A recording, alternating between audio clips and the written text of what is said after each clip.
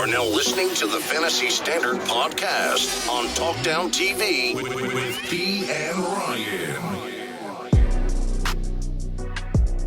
Welcome to the Fantasy Standard Podcast on Talkdown TV. This is P. If you're watching, it means you're on YouTube, and we kindly ask that you drop a like and hit that subscribe button.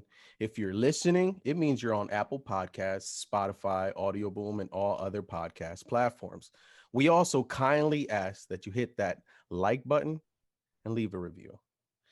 Today, we have a special guest, another owner that you've heard about, unfortunately, eliminated. For years, a little backstory before I say who he is. For years, we thought that this guy was actually the person that we had on last week. We had Keith on last week.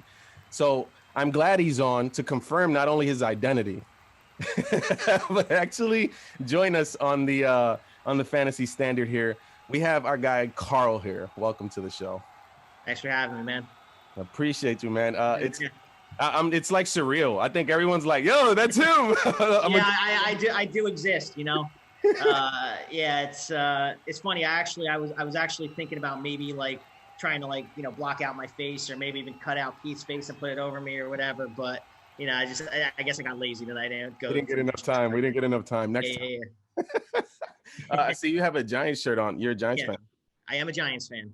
I am a Giants fan, unfortunately. What you mean? You still have a chance for the division? I mean, I like what they're doing this year. I mean, I think Judge has got them going in the right direction. I mean, I wasn't sure about him at first. Keith liked to bust my balls at work. He's they're going to be punting a lot because they hired a special teams coach. But right. And I kind of hoped that that DJ would have started out a little stronger this year, maybe cleaned up the turnovers. But thankfully the division's an absolute dumpster fire, and we still got a shot. It's going to be this week. This week's going to be telling. Coming off a bye, going against Cincinnati, just lost their QB. You got a lot. You got a lot of stats to give us. We'll definitely talk about that in the matchup. Real quick, so people can get to know Carl. I do have some questions. So, when did you start playing fantasy football?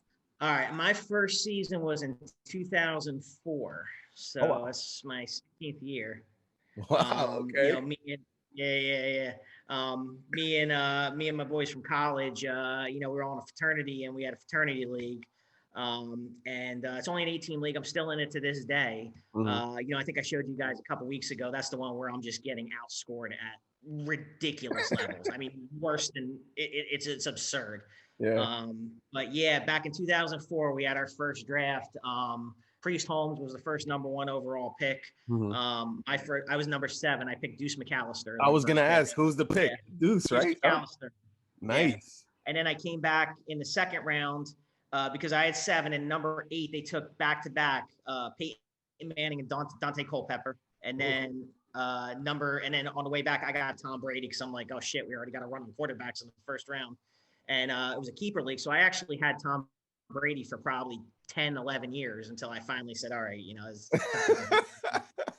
But, been in it ever since, Fortunately, my first few years were a little rough as I kind of had to figure out how to manage a team and not be a homer and just pick Giants players. Oh my God, I'm a Bills guy, and at least Giants were competitive. I'm picking Bills players strictly because I love the Bills. Right. Yeah, I mean, if I could tell you the number of times I had Jeremy Shockey or Monty Toomer, Victor Cruz, I had Eli on my team more than anyone should ever. Hakeem Nicks. I think Hakeem Nicks broke my heart more than anything. Yeah, absolutely. That's interesting. One thing I think, because I don't know if you're around my age. I'm 38, so I don't know if you remember, and I just started remembering. I think this is the perfect platform to bring it up. Because do you remember fantasy, but on like those magazines, the auctions that you would have to like pick your players? And you had a certain budget. It was like Fab, but like in books. Right. Yeah. I mean, I remember we never actually did anything like that. But I do remember, and I'm actually probably I'm a little older. I'm actually going to be 41 in a week and a half. So okay, it's the same age group basically. So you remember that? I'm not the only one, right? I do remember that. Yeah. I never got. I know some guys that were doing it back when they had to do. They had to do it all pen and paper, looking in the newspaper for stats and stuff. They didn't have the Yeah. apps like we Yeah. have. So you had the book, then Right. you had like a certain budget. I forgot what it was. I think just for shits and giggles, I'm gonna say $50. And then I think like the best pictures were like 10, not pictures. The best like quarterbacks were like $10. And you know what I mean? So it's interesting thinking about Fab now and how it's applied in terms of waivers, how that was almost like thinking about that and having to keep up with your team. You had the newspaper, right? Like even at that time, we didn't have like internet to Google stats. Right. And even like all the streaming apps where you could just go back and watch the games. You could actually go watch the highlights. You could do everything. It was definitely a different time back then. It wasn't that long ago. I mean, it's like 15, 16 years ago, but it's crazy. It's still going bigger than ever. Let me find out you're doing film study, Carl. Film study? Yeah, I did. Me too. Yeah. So let's see. I have more questions, but I have a submission from the league. I do have a league submitted question. It was, what is your middle name? Keith. My middle name is Keith. I wouldn't know because Keith said you had the coolest middle name. Keith is not. It is not my middle name, and I don't know if I'm going to disclose it because it's a distinguished name. It was my grandfather's name. Yeah. But I know if I disclose it, that you guys are just going to have a field day. So, you know what? Ask me again at the end of this, and I'll see how this goes. Maybe. All right. In the comment section below, guys, what do you think his middle name is? Let us know.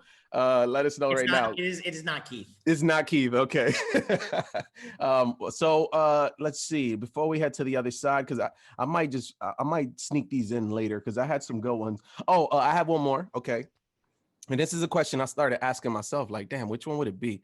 So if you had one sport to watch for the rest of your life, which one would it be? Oh, definitely football. Football, right? Absolutely. Years ago, I was really into baseball. I watched a lot of baseball, but it's a weird story because I'm actually a Phillies fan in baseball. Okay, I'm a Met fan. Which makes no sense whatsoever. But when I was younger, my dad was a Yankees fan in name only, but he never watched baseball. Right. So my older cousin would play baseball. Me come over, we watch. He's a Phillies fan. I didn't know any better. And then, after a while, it just got to be too painful. So it just football took off. And with fantasy and being able to, really follow the whole sport, a limited number of games and everything else. It's just all encompassing. And I love the game of football. Yeah, dude, being Dominican, I think that's what's tugging at my baseball heartstrings. I think that's the only thing is the Dominican blood in me. Like, no, it has to be baseball. I will say, I know this isn't a baseball show or other sports show. Maybe this is like foreshadowing as to what me and Ryan have like up our sleeves for the future. But being that we have Steve Cohen, I think I'm now a little more confident in me being a Met fan in the future because I know I can walk in the room with Phillies and Nationals and the Yankees, and my owners aren't gonna shrivel. We're gonna stand tall. Yeah. So I thought the same thing with Bryce Harper. But now it's the same old shit. Yeah. Let's head over to the other side because we do want to talk about some lights out stuff, and I want to get right into it. So let's head over to the other side. Ladies and gentlemen, a brief moment to recap the Lights Out Fantasy Football League. Lights Out League, where you never know what Nelson will do next. So we're back. And we have 2 cents on the other side. Carl, go ahead, take it away. All right. Well, I guess having me on, you guys all want to talk about the trades every week, and and I always feel like I got to defend myself for making the trades and whatnot. But so let's talk about it. I mean, okay. I'll be the first to admit it. I did not draft well. I wasn't, you guys put it best. I mean, you inspired my name, Suicide Squad. It goes to shit at the end, Yeah. And it wasn't like a knock. It literally happened in the moment where I was like, okay, I like the names, but every time I read, I was like, okay, this cast of characters is like a weird combination, right? It is absolutely. And I mean, my strategy was, I hate drafting at the top of the draft, especially in this league with 12 teams, because at number 2, then by the time it comes back to you, it's already been, slim pickings. Yeah, done. So, I pick up Saquon thinking, and obviously as a Giants fan, I'm thinking, man, he's going to come back this year. He's going to be hungry. He's getting closer to that contract year. Losing. I mean, losing your first pick is always devastating in fantasy. Yeah, absolutely. And, by the time it rolled back around, I just wasn't in love with any of the running backs there. And this is the mistake I kind of make in this year. I made last year too. It's like, all right, well then if there's no running backs, then I'm just going to hit my stud, wide receiver. So I pick up Julio. Then I come back in the third round. I'm like, all right, let me get the best quarterback that's available. At that point, it was Russ. And it just didn't pan out for me. So before you continue, and it's starting to click to me, because I think other people have mentioned this on the show, and probably me too, is you were going after the players you initially wanted, because after you did a post-mortem on your draft, that isn't the team that you were happy with. Right. So I guess we're gonna talk about the trade real quick. I'm gonna let you go, but so the reason maybe that these trades were made in that way is you were more so going after the guys you wanted all along. Yes and no. I mean, in a way, because it started once Saquon went down, and to be honest, it was tough for me because Saquon was not Saquon before he got hurt. No. I mean, the first two games were brutal, and then you can argue that Gallman looks better behind that line than Saquon did. I'll hold off for the matchups. I got some stuff to say about Gallman. I got some stuff to say about Gallman. Yeah, I trust me, I got a lot about Gallman. But no, but with Saquon, I remember that game vividly because he had finally broken off. Like he broke off like an 18-yard run and then like a 12-yard run, and then he tore his ACL. It was like, I'm like, oh man, Saquon's back. Yeah. And so then he went down, and Jordan Howard, he just wasn't cutting it. And so then, yeah, but Mike, that first trade I did was with Mike. So I traded Julio for Montgomery.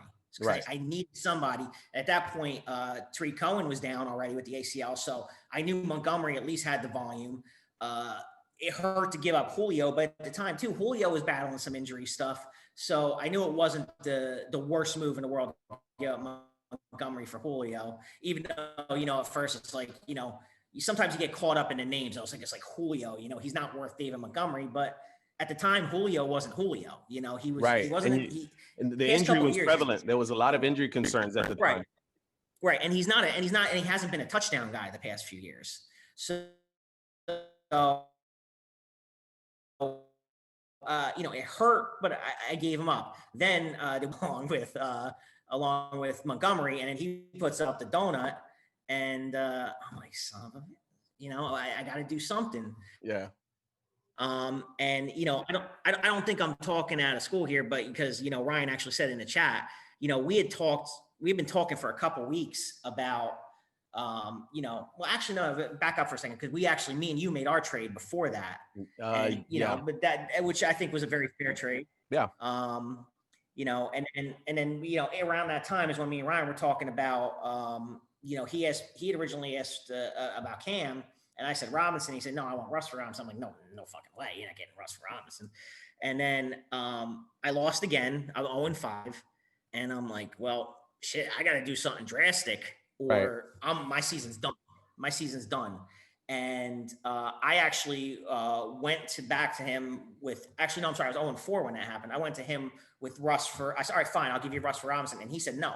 He said no, and then finally, Ryan, little negotiation tactics. Yeah, and honestly, I'm not trying to blow up a spot. I'm just letting you know that this. No. I think it's all in good fun. Yeah, it's all out here, and honestly, I don't think either one of us were out of line or anything else. It was just that was the trade that we're going back and forth negotiating. Like I always say, two grown ass men negotiating a trade. And, I needed a running back. I knew that Russ putting up 30, 40 points for me wasn't doing me any good. I needed to balance my team out. And that's why I said, okay, he's got Ben. So throw in Ben. I threw in, I forget who else. AP, I think it was AP. AP, yeah. And who I had traded Cam for, because at the time I didn't need Cam and I needed a running back. And, it looked like he might be the guy in Detroit, but yeah, and no, at the time, AP was a good flex play. Right, exactly. So I needed balance up and down my lineup, and so I I pulled the trigger on the trade, even though that one stung even more than Julio. And I guess that's the point of what I'm trying to say is that if you're in a position of need and you're going to make a trade, the trade's kind of got to hurt a little bit. It's like if I am desperate for a running back, which I clearly am, anybody that looks at my team knows I am. Mm-hmm. I'm not going to give up a bench player and get James Robinson. I'm not going to give you had up to give up somebody. something to get something. Now, Yeah. I think where the big disconnect here is in the league, and I think we're going to keep. I'm going to keep my same counter argument to anyone that has a problem with some of these trades. Is that they don't know that you specifically wanted Robinson. Mm-hmm. You know what I mean? Like, yeah. So to me, I'm looking at my team like, my team, this guy's it's better than Robinson. But if you look at Robinson's numbers, there's not a lot of RB1s out there. Right. Exactly. And it's, and I think sometimes, we've all talked about trade-offs and we get bad trade offers. And, if you're coming to somebody with a place, and I'm not typically someone that goes out for a trade. Like I don't usually make the first offer. Mm-hmm. But when people come to me with a trade offer, and I know from a position of need, it's like, well, don't give me your bench player for, my flex. Just, again, if you have a need, and you're going to have to give up something you're not going to be 100% happy with. Yeah. Perfect example real quick is, I did a deal with Pooty. I gave away Josh Jacobs, who I was literally coming into this draft with him as the anchor to my team. Mm-hmm. But in order to, I saw what I had in my team. I saw what I potentially had. And I said, if I can go out and get DeAndre Hopkins the way he looks, right? I have to give up a Mike Evans and Josh Jacobs, who I know is going to produce. I'm not going to give it hoping that they fail on his team and then my guys succeed, right? Right. So Absolutely. to your point, it does sting a little bit when you see Josh Jacobs score a touchdown, right? Right. Absolutely. But when Hopkins helps me win a week, all is forgiven, right? Yeah, no, absolutely. And you put it best, because you've defended a couple times on the podcast. You've said it in the matchup recaps. If I had Russ, but I don't have Robinson in those matchups, I lose. Yeah. And it's just the way it is. Would I love to have Russ and Robinson? Absolutely. I'd probably still be alive right now. But that's just not the way it works out, and that's not the way it's going to happen for me. Yeah, I mean, and if you look at Russ's numbers compared to Big Ben, Big Ben. Yeah, and look, man, I'm not gonna say that I saw Russ, not slowing down, because honestly, the day after, me and Keith are talking about it, and Keith says to me, he's like, hey man, if you think Russ is gonna slow down, more power to you. I'm like, well, I don't know that, and I still don't think he's, he's thrown a few more picks. He's still putting up mad numbers. I mean, I'm telling you, it's not the same without Carson. I'm trying to tell people. No, it makes a difference. It makes a difference. We watching you over there in Seattle. Let's get into our second sense. I actually, since we're talking about trades, I'm gonna get one of the questions that I was gonna ask you, and I'm gonna dump it here. My second sense is curiosity. I'm curious, what if I were to give you commissioner for the day in Lights Out? What would you do immediately to address the trade? The trades, what can we call this? Controversy for now? The scandals? Well, or the differences in opinion, I guess, is what we're having right now. We're almost at an impasse with trades right now. Yeah. I mean, the first thing, if you gave it to me, I would give it up to somebody else. That would be the first thing. First order of duty, delegation. I'll delegate that to somebody else. Yeah. No, in all seriousness, though, I mean, it's tough because you can't put out a veto, because there are people that will veto the trade just out of spite, or just because they don't get it, because sometimes, like I said, I'm looking at you, shooter. There's people though sometimes that, like I said, can't get past the names being traded. So when you Right. trade a Russ for a Robinson or a Julio for a Montgomery, some people, they see Julio as Julio 5 years ago, or Russ the MVP candidate. They don't see the need on the team. Right. So if you just put out like a veto, it doesn't work. I mean, my other league I'm in, the one with the fraternity guys, I've been in forever. We vote on all trades, and basically, it's majority rules. Aside from the people making the trade. So right, exactly. So the 6 other owners, but again, it's an 18 league, so it's not that hard to get a majority. And in a league like this, where opinions are so varied and everybody's got opinion. They're trying to protect their team. Strong opinions too. They're strong opinions. That's for sure. That's for sure. But I don't think the veto works. I think maybe a variation of a veto in more of like going to a majority. A majority, it would like I think, and I don't know who it said. Somebody said maybe like an 80%. That's what Keith said. Keith that said that. Yeah, not to give him too much credit because that we're in cahoots, but it does make sense because there's a lot of skill, there's a lot of talent in this league. There's a lot of people that just know the game, and I think a majority like that would counteract any either spiteful or just you're right. So those bad votes that we can expect to be constant, like let's say Ricky is gonna veto every single time, right? Like let's see. I don't know Ricky well enough to say, so. No, hey, trust me, Shooter knows, and I think he'll say it as soon as the veto comes back. We can expect the veto from Shooter.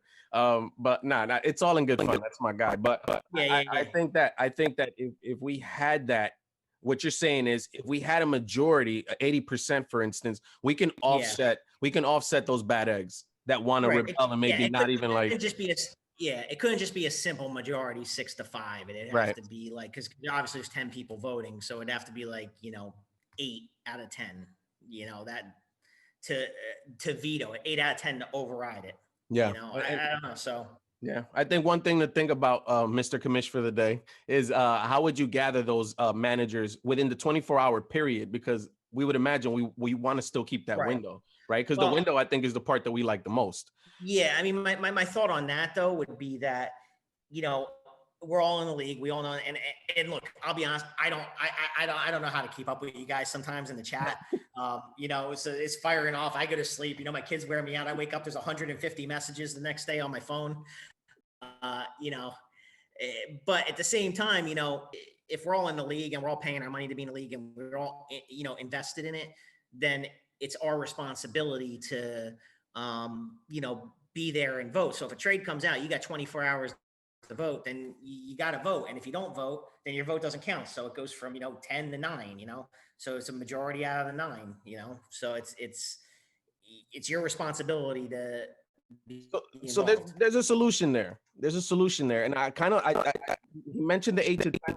I like the 8 to 10. I 8 out of 10. I kind of like that. I felt like we would offset those. I'm not going to vote, or, everybody should vote. And right. Absolutely. Right. I think that gathering people, being that everyone checks the chat, even though London's like silent, still everybody checks it at least. Right. Right. No, absolutely. I will take, 5 minutes to read all the messages, or at least skim through them to, get the gist of what's going on.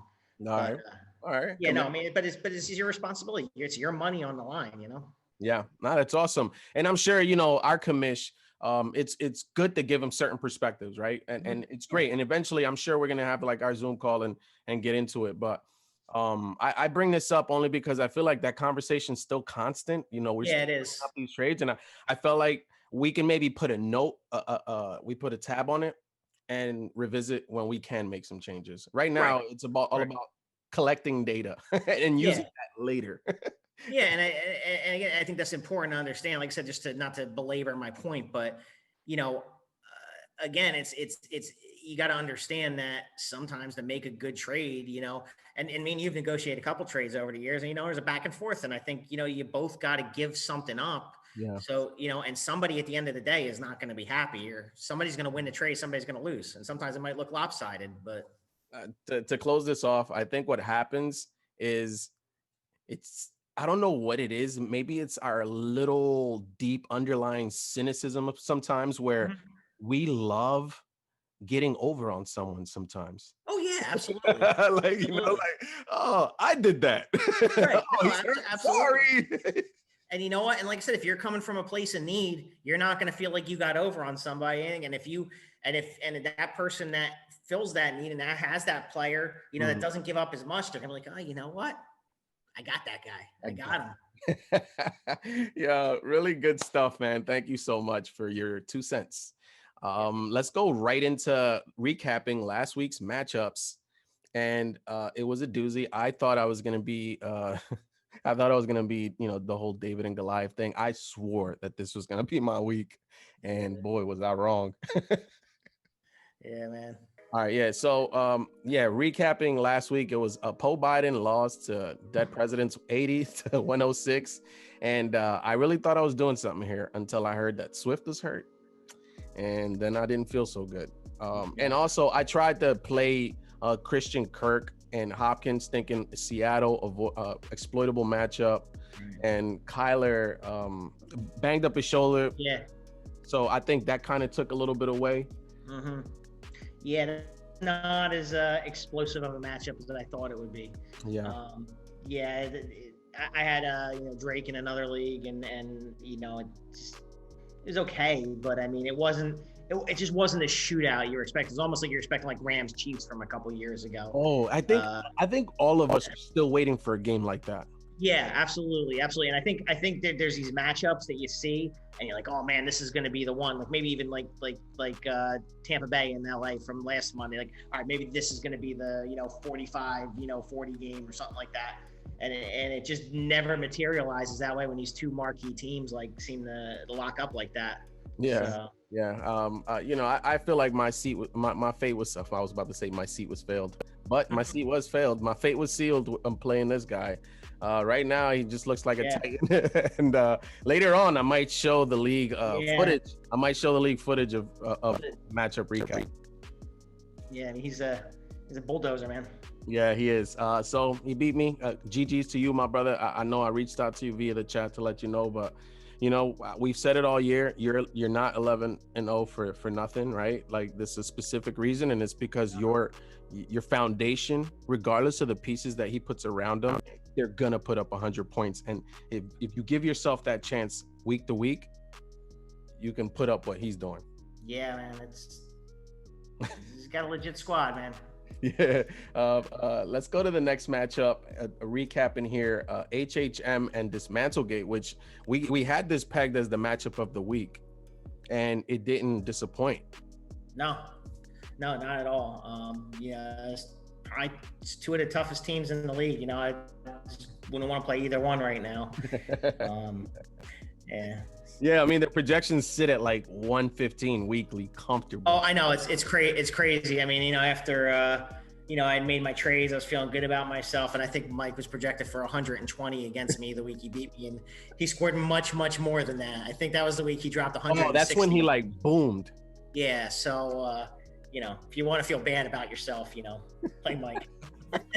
Yeah, buzzsaw right now. Yeah. Again, and I think that this is a perfect chance to talk about trades and risks, maybe, because he did mention on the show, and we talked about it, how he maybe incurred a little bit of risk when he tried to trade for like a Julio Jones, because he's hurt right now, so he has to deal with that volatility when it comes to injuries. And he was hurt when he traded for him. So right, exactly. So there goes. I think we fall in love with the names, right? But he traded for a hobbled Julio Jones, right? Right. And when Julio plays, he produces, but nonetheless, he's still hobbled. Right. Absolutely. And obviously, he went against that New Orleans defense this week that was just lights out. And no pun intended. Matt Ryan sometimes looks like the best quarterback in the NFL, and you feel bad for him because of his defense. And then sometimes you just look and you're like, why did he make that throw? There's certain quarterbacks, if you play long enough, you learn not to trust.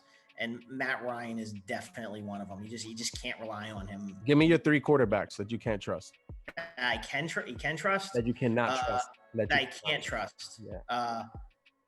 Obviously, Matt Ryan. Mm-hmm.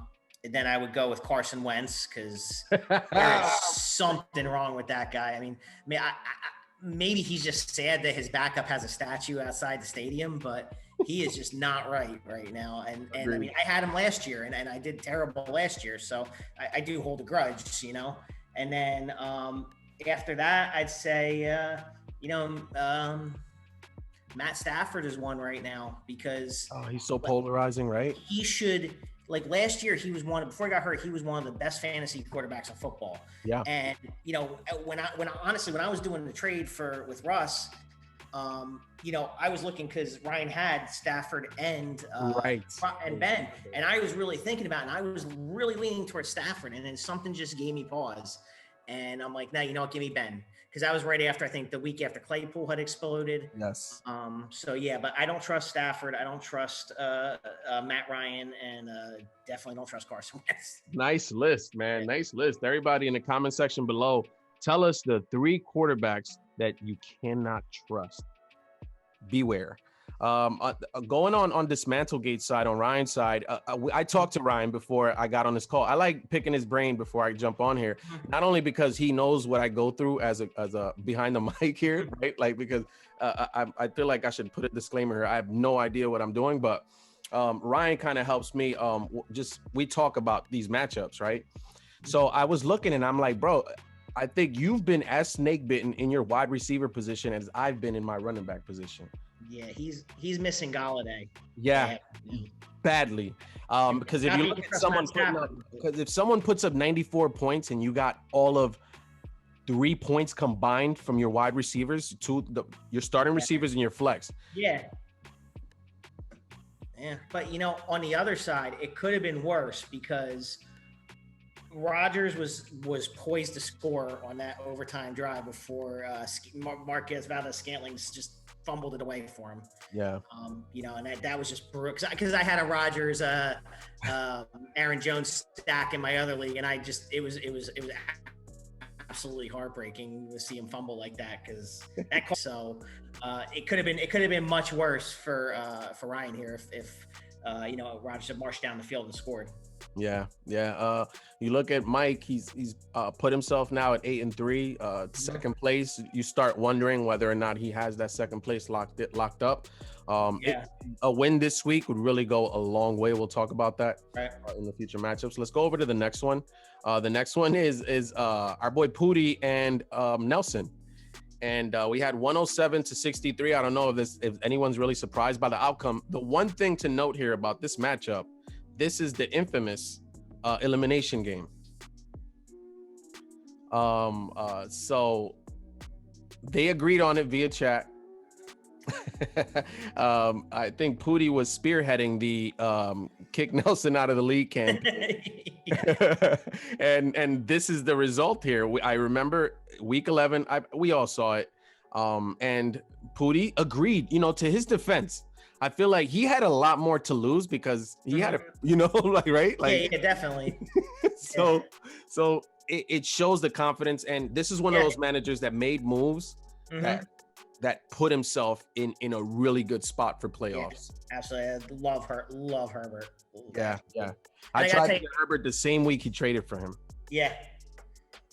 And I got to tell you, Pooty had my favorite line in the chat this year, personally, for me. Yeah. Because whenever I was getting all heated about the trades and everything, I said, you know what? If you think I'm that bad, I'll just drop. If that's what you want, I'll just drop. And Pooty's like, nah, you got good intentions. You're just trash and terrible. Yo, I remember that. I still laugh about that one to this day. That was my favorite. That for me personally, that was the line of the year. You know what I like? Because again, I think none of us really felt like, not that we think anyone has any bad intentions, right? Like, I don't want to put that out there, but I never felt like me personally, I didn't feel like you were being duped in the trade. I felt like you wanted this, right? So Right. Yeah, absolutely. so whether or not you wanted the right player, that's on you, right? Right. Exactly. It's good to hear.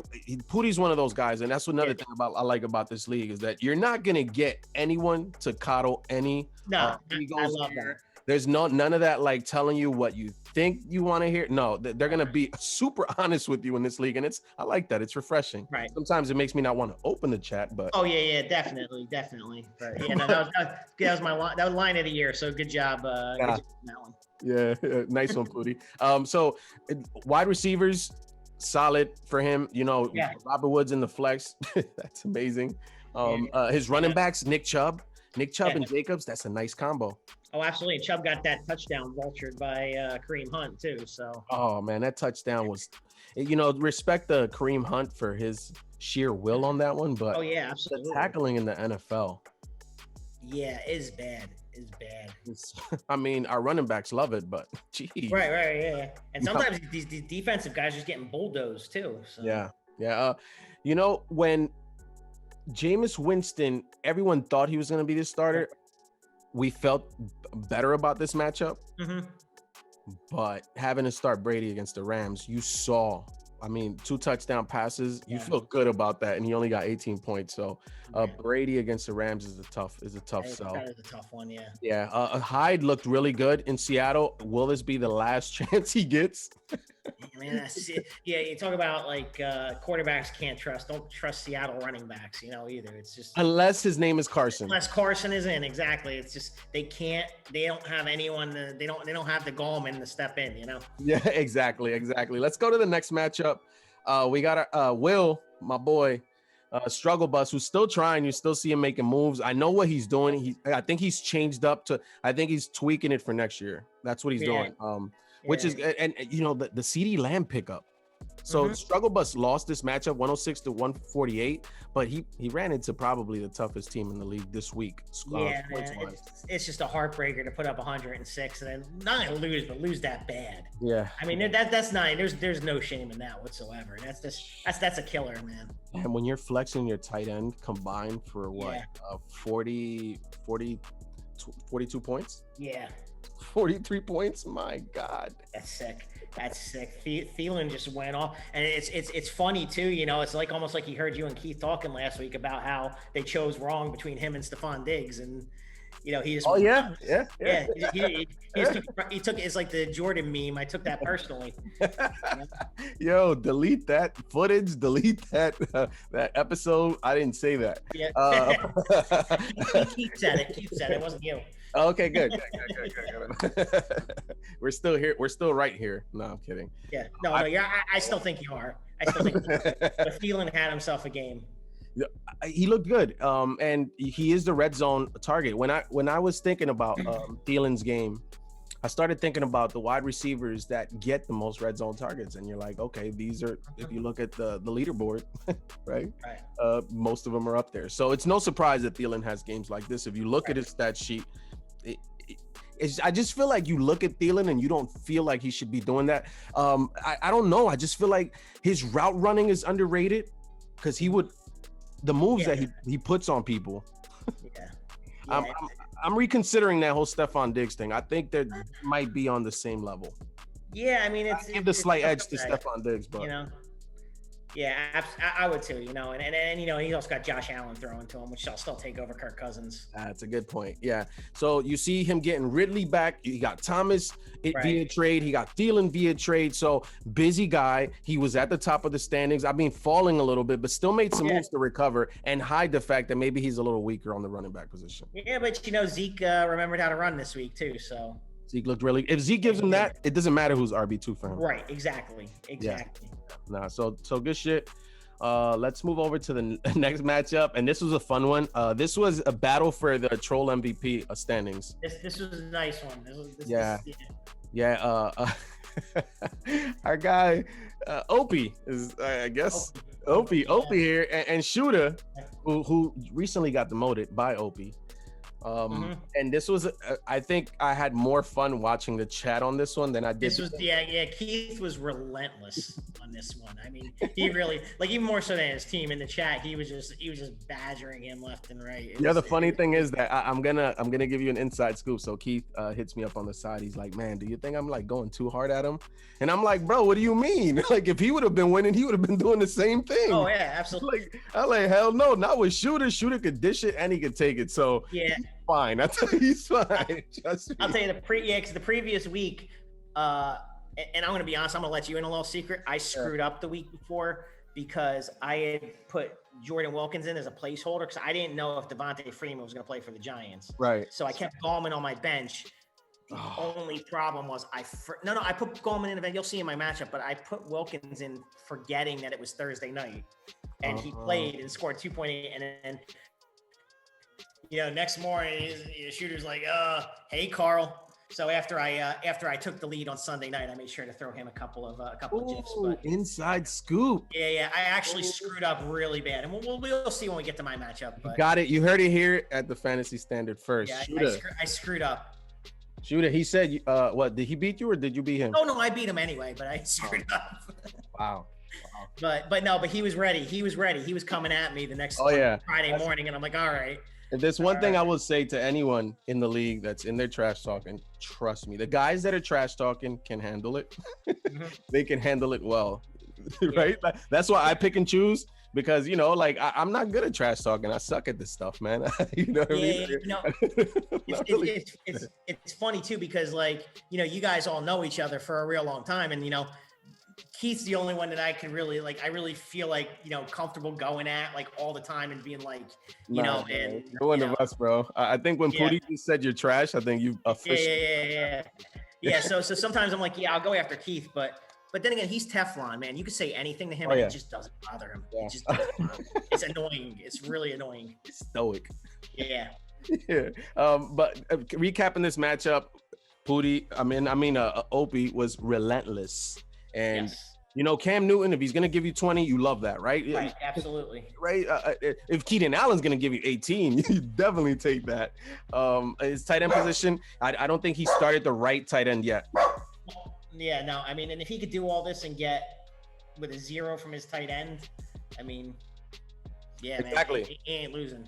Exactly. I think he also told us that tight end isn't really a position that he feels is important in the scheme of things when it comes to the point distribution on his team. And I agree with that. I agree with that for most teams. The tight end isn't really important. He said last week if you're losing because of your tight end, then your team's got bigger problems. But if you have a tight end that can at least put up 5-6 points a game, you're gonna be all right. Obviously if you got a Kelsey or a Kittle, you're in good shape, but there's not a lot of marquee tight ends, especially in a non-PPR league. They're going to put up points for you. Before we move on to this matchup, we have to commend Keith for the GIF of the year, probably. Oh God, yeah. That was. Not that we'll put it up on the screen or anything. No. We'll never do that. But no. And I wouldn't leave it, and I would not leave it there for a long time either. No. But yeah. Moving on. Moving on. And the last matchup was your matchup. It was Let's Go and Suicide Squad. Mahomes played and then everything went to shit. And Cooper Kupp. Yeah, Cooper Kupp, man. Just. I think everyone. I was watching on Twitter, and the big question. There was a lot of people asking about Melvin Gordon, and I think 95% of experts were, you don't play Gordon. Gordon washed. How does he end up with 18 points against Miami? Yeah, man, I don't know, because when I'm looking at this matchup going in, I'm like, all right, Gordon doesn't scare me, Bell doesn't scare me, Kupp doesn't scare, and they all just friggin' crushed me. So Bell did what we feel Bell's gonna be. Right. Yeah. 9 points, 25 rushing yards, 11 receiving yards, and a touchdown. I guess CEH had already gotten his 2 touchdowns, and so they let him have one, and Melvin Gordon, man, I didn't see that 18 coming, and then Like I said, I did that was the previous week that I had done that with Yeah, I remember that match. Yeah, I'm sorry, that wasn't this week. Yeah, But that's why I said I remember that. yeah, but I bought into Fulgham, and yeah, that's just Well, did you know that the weather was going to be like it was the week before in Cleveland? No, I wasn't really. That made a big difference, It man. did make a big difference, but even the week before that, he hadn't done much. So, Right. He was putting up monster numbers for a few weeks, and then, but even if I had gone with Amari Cooper instead, it still wouldn't have been enough. Let's go. He got me in every way. There was no winning. Only really good move I made was putting in the Cleveland defense, because you can't trust Carson Wentz, but. Yeah, that was a solid move. If you look at the difference. I was feeling good during that game, but then it all just fell apart later. Then the rest of your team happened. Yeah, then Mahomes throws that late touchdown, and it's just. Bro, you didn't think you were gonna win with 83, did you?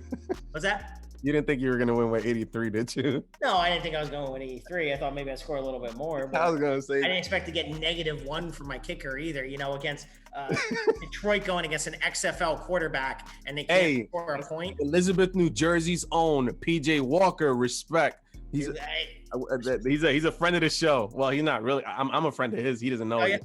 Yeah. Well, he lit up Detroit, so. Yeah, respect to him, and no respect to my kicker whatsoever. It was a 50, and it was a 50-yarder. I saw that kick. I was like, okay, whoever has Prater, I said in my head, whoever has Prater gets 5 points at least, and bam, it was a bad miss too. It was, and when John put in his questions for me, when did I know my season was over? That was when that moment. That moment, yeah. You put up a good fight, and to Let's Go's defense, he got the dub. I give Let's Go lots of credit, man, because he looked like dead in the water, and he's just come back, and he's put on some strong performances, and he's trying to keep his place in the league. Yeah, well, okay, good game to him, man. He got me fair and square. Hat tip to you, GGs, man. Let's move on to the standings real quick before we move on to next week's matchups. Right now, Dead Presidents, no surprise, 11-0, first place. HHM looking strong in second place, 8-3. Although Pooty in third place, 7-4. In fourth place, we have John at 6-5. At fifth place, and there's a common theme here, Dismantlegate at 6-5. In sixth place is Poe Biden at 6-5. In seventh place, it's Opie at 6-5. and in eighth place, we have Shooter, is 5-6. In ninth place, Suicide Squad, who's looking like they are potentially eliminated. No, it looks like they're eliminated from. Yeah, I'm pretty sure eliminated. So for the rest of these, Suicide Squad, Carl, 3-8. 10th place, Nelson, 3-8. 11th place, Let's Go, not bringing in the rear, 3-8. And Struggle Bus, Will, my boy, what happened? Oh, but damn, look at how many points against Will. That's crazy. And you too. Yeah. I think I got the lead there with points against, but yeah, you have the most against, and he has the second. My God. Yeah, but I don't make any excuses on that. It's whatever. Like I said, I didn't draft well. I tried. That's like trades. That's like a luck of the draw thing right there. Like we can't create our schedules, right? No, not at all. And in some games you're just gonna. Like I said, you're going to score 107 and the other team's going to score 140. What are you going to do? That's the game. Or put up 49 like I did. I am the best 3-8. But right now, I am the top 3-8 team, so that's got to count for something. Ooh, wait. Hey, Let's Go just beat you, though, man. Nah. But I'm still ahead of him in the standings. He's still number 10. Yo, challenge right there, man. Overall body of work, I guess. I like that, Carl. Carl. You're coming in here celebrating a little of your success. I like that. Yeah, coming off a loss. Yeah. So playoff pictures. There's a lot of playoff scenarios. We're gonna go into the matchups, but just remember these standings because there's a lot of playoff implications, especially as we head into the last 2 weeks of the season. Mm-hmm. Now, there's a lot of teams that are facing each other. We have Carl here who can play spoiler against my team. That's a big matchup for me, right? For us, because you want to finish up strong. You want to be a person to ruin someone's playoff chances because I would love to do that too, right? So I owe you from 2 years ago. yeah, exactly. We faced each other in the championship 2 years ago, and I beat you, and that was your first year in the league. So it was almost like baptism by fire. Like, welcome to the league. Bam, you lost. But hopefully that doesn't happen this year. Let's go into the matchups. First matchup I see here is I don't even want to pick my matchup first. Let's switch things up here. Okay. Let's switch things up. Ooh, projections went up. So let me go and I'm gonna start from the bottom up. Okay, now this is one of the marquee matchups. You look at the projections and it already stands out. So we have the first place Titan, the Goliath, who cannot be killed or tamed right now. Dead Presidents, 11-0 at projected 117, facing Ryan, friend of the show, podcaster, fellow podcaster, at 6-5 in fifth place, 112 projection. What do you see here? Well, based on projections, obviously looks like London's got it, but we know projections aren't really worth much. Kyler Murray's shoulder is going to be a big deal. If he's still feeling that, he's listed as questionable. Mm-hmm. That's gonna be a tough one.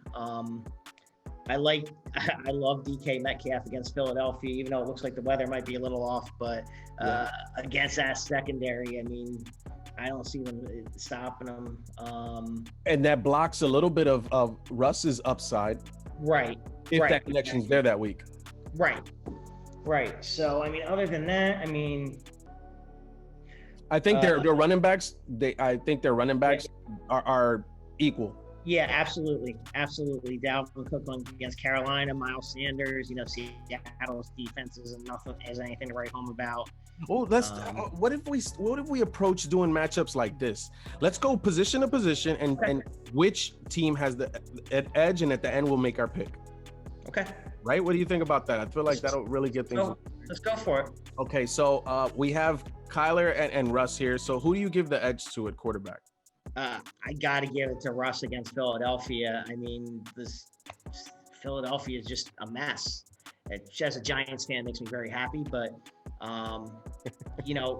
coming off of he's got what 10 days rest, 11 days rest coming from Thursday night to Monday night.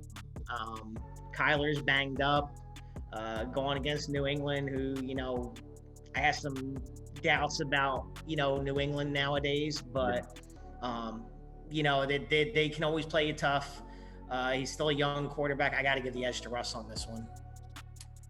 I'm gonna give the edge to Russ specific only because he's gonna play on Monday night, and it might be a team that can keep up with him scoring wise. I don't know if New England wants to play that game with Arizona, so New England might just play that long drawn out run game.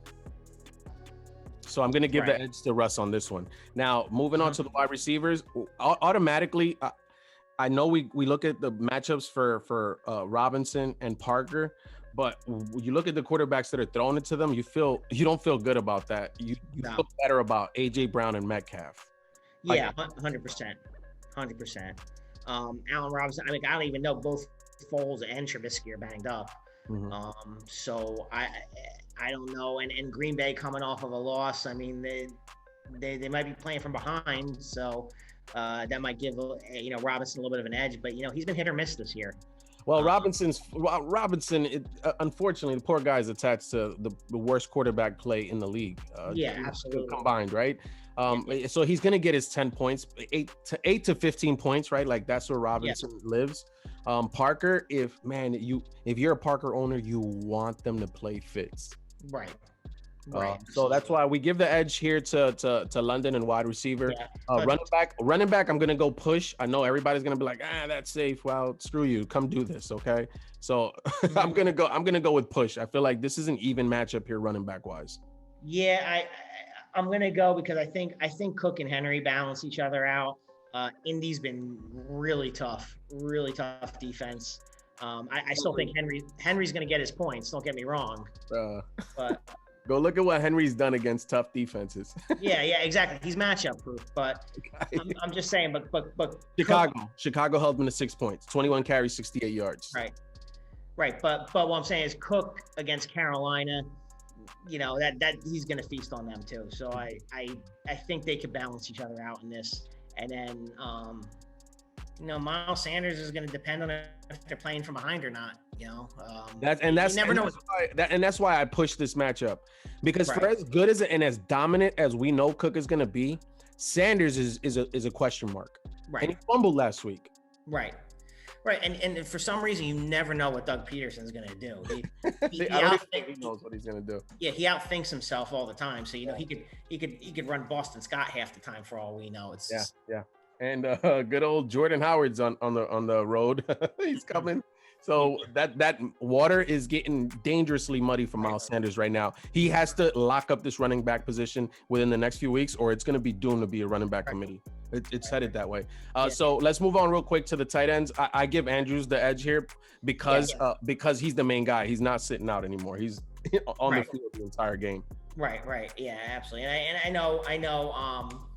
Austin Hooper's going against Jacksonville, and they're terrible. But at the same time, they're just gonna committee Hunt and Chubb and just forget it. Yeah. Miss me with that Baker Mayfield noise. I told y'all before. You will not fool me, Baker. I saw a meme today. It was Chubb and Hunt on a bike pulling Mayfield on a wagon. That's exactly what's happening. That's pretty much it. Yeah. Yeah. So we give the edge to Ryan here. In the flex. Man, Galladay's not going to play. Right now, I'm going to go out on a limb and say he was downgraded today, so that's not good news if you're going to play on Thursday. So my thinking is that if he is ready this week, why not wait an extra week? Yeah, I mean, especially he's dealing with a hip injury. That's dicey, man, for a receiver. So for that reason, I'm not going to look on his bench. But I will say that Harris has been playing really good lately. Yeah, he has. I mean, it's almost like maybe New England finally has their running back, but and especially now with Burkhead hurt too. Yeah, but then Sony Michel comes back. You already know. yeah, but he's who knows what he's going to be coming off injury, and he was hit or miss to begin with. So yeah, and kicker, I'm going to give the edge to Younghoe Koo, because he gets the opportunities. Butker, his projections look really good. And even Ryan, we were talking about this today because we had the two kickers that are projected, 10 points every week, right? Right. But it's almost like you're handcuffed to this kicker and like bad matchups. Yeah. Because I think ideally you wouldn't want to play Butker against Tampa. No. And, the funny thing is too with Butker too, he's got the projections, but he's kicking more extra points and field goals. Yeah, Tucker was doing that last year when Baltimore wasn't kicking any field goals. Right. Yeah, so I give the edge to Koo on this one. Yeah, and on the defensive front, I'm pretty sure that there are waiver moves being done here. Or he might just play Tampa like he's been doing. I don't even think he needs the Tampa points, to be honest. Not matchup is easy, but he's not going to get them. So in this matchup, man, being that we went through it, who do you got here? Oh man, this is a tough one. Because I don't think Washington's going to get. I think Dallas is resurgent too, so I don't know if Washington's going to get him any points. I'm about to give London the kiss of death. Because I'm picking him this week. You're picking London? I haven't picked him all year. Did I? I don't know. I might have. No, I don't remember you picking him, but man, this is I'm picking you this week. You know what? I'm gonna go Ryan on this one. Okay. I think Ryan's gonna be the one to finally give London that first loss. I mean, especially because, like I said, the doubts about Murray. With his shoulder. I think the Murray concern is probably the biggest. Yeah, and I think Russ, like I said, I really like Russ against Philly. So. Yeah. And Russ could play in any weather, right? I mean, right. And we got, Devontae Parker. I mean, I know going against the Jets, I mean, it's like, just score at will. So you never know who's gonna, put up big numbers against them. And yeah, no, I got a good feeling about Ryan this week. I'm gonna go with it. Nice. Okay. Right here, let's go to the next matchup.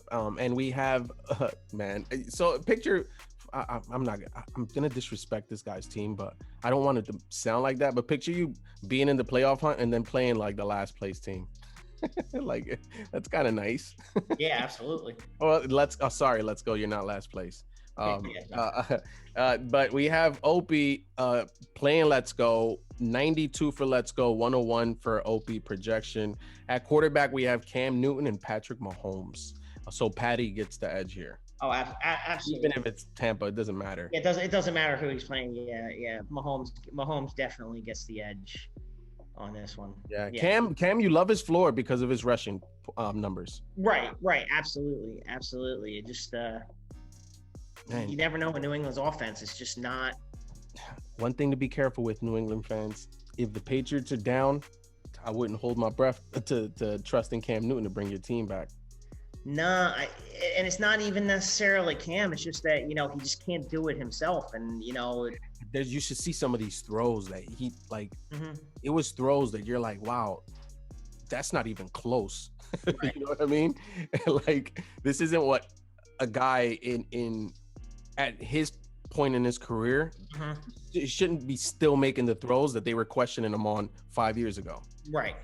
There should be some progression there. Yeah, absolutely. Actually, Keith and I were talking about this today, and he disagreed with me, but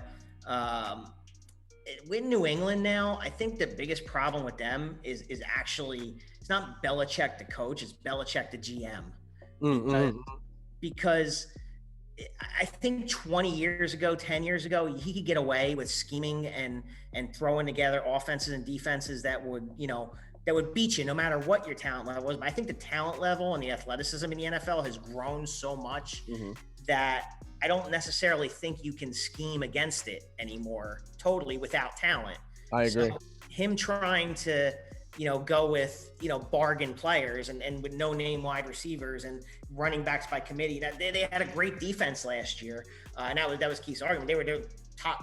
They actually had a historically good defense through the first 8-9 games, but their offense was putrid. Yeah, and they lost some key pieces on that defense this year. Right, with the opt-outs and everything else.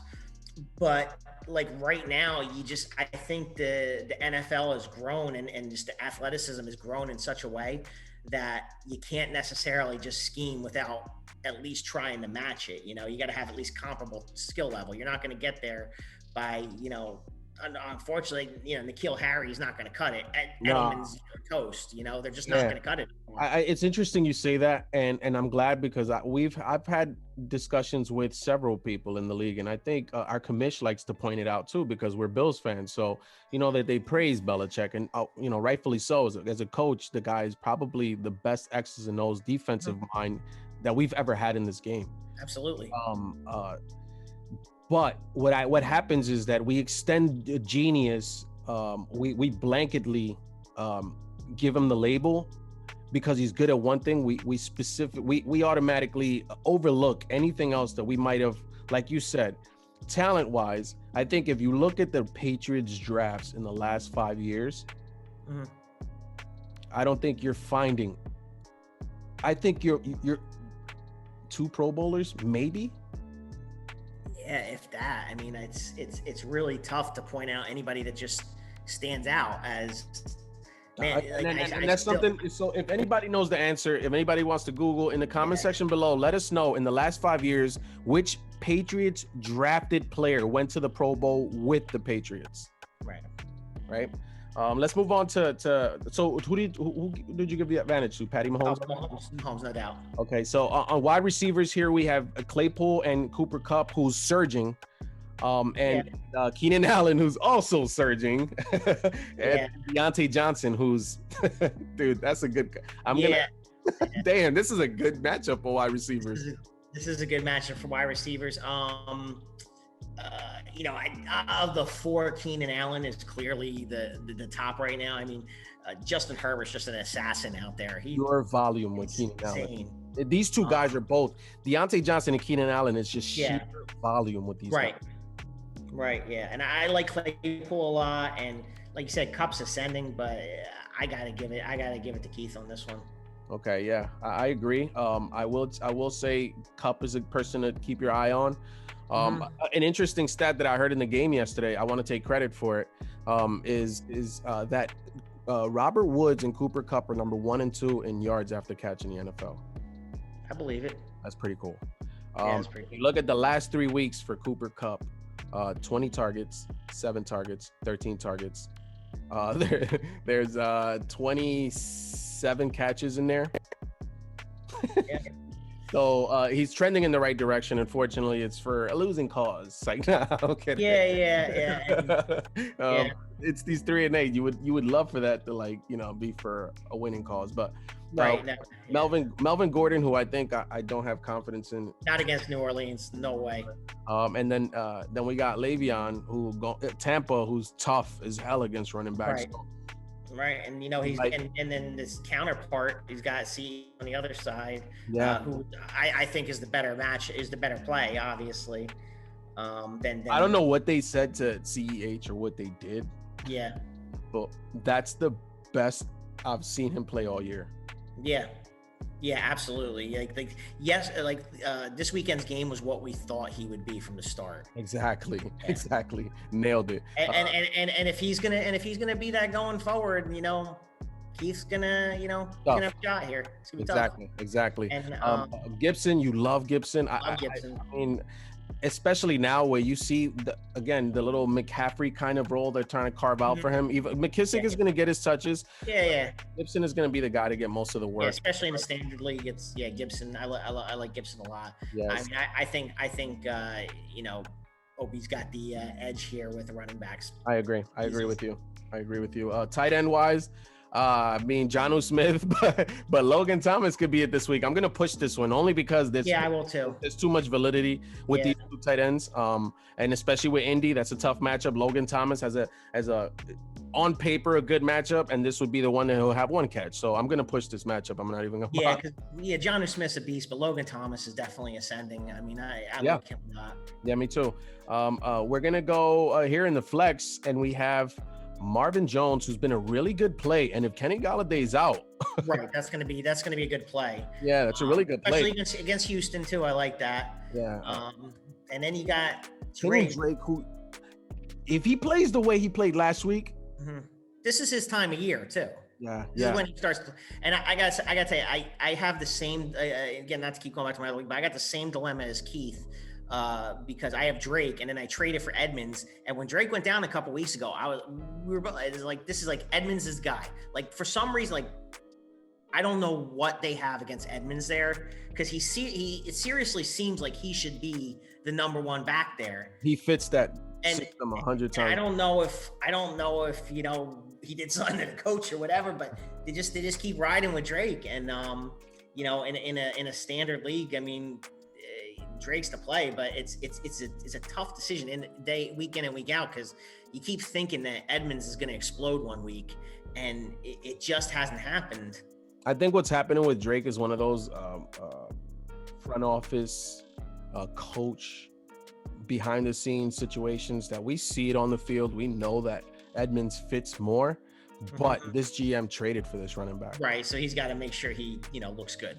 So I'm just, I had Keith on here last week, and he started throwing out some different ways to think about some scenarios. And I started thinking about it. I was like, well, if you look at both of them play, Drake looked good last week, and the week before he looked better, right? Like, so that's the Drake we thought we were going to get. But is that better than the Edmonds that we've been seeing? No. Right. Yes, no. It's a dilemma. And for that reason, I'm going to go Marvin Jones here on this matchup. Yeah, because I my Drake hate. It's tough, yeah, but no, actually, I'm still gonna go with Drake, because, like I said, this is his time of year, like where he stands to explode. No, I like Drake, man. I like Drake. Yeah, I do too. So I'll stick with Drake. For the sake of the Edmonds owners, I like Edmonds more. I do too, but I think I like Drake over Jones. Okay, kicker. We're gonna go to McManus. Has been pretty much Denver's offense up until they started really clicking with Locke. Blankenship is one of those double-digit monsters when you get to improve. So I'm gonna push this matchup too, because I will too. Yeah, one of those toss-ups. They both have pretty good matchups. When you talk about kickers, you're home. So Denver's home, so you have that mile-high advantage there. Yeah. And then Tennessee in the Dome, or in Indianapolis. Okay, so you're going to be, probably seeing a lot of field goals from Blankenship also. I don't want to call that one. So that's push it. And on the defensive side, we have Detroit playing on Thursday. Oh, that's a bold strategy, Cotton. And then we have and then we have San Fran and the Rams. Man, we got some ballsy people here. I like that as a push it, a 0 for both of them. Yeah, we're gonna push like this either one. of those defenses. Yeah, we're gonna push this one. And you know what? This was closer than I thought when I broke it down this way. I'm gonna give it to Opie. We're gonna give the matchup to Opie, but let's go. If he gets Claypool, Cup, and maybe Mahomes to like really play up, they might have a chance to. Because I think if you look at Opie's averages, I think he sits around like 100 points a week, right, or something like that. Yeah.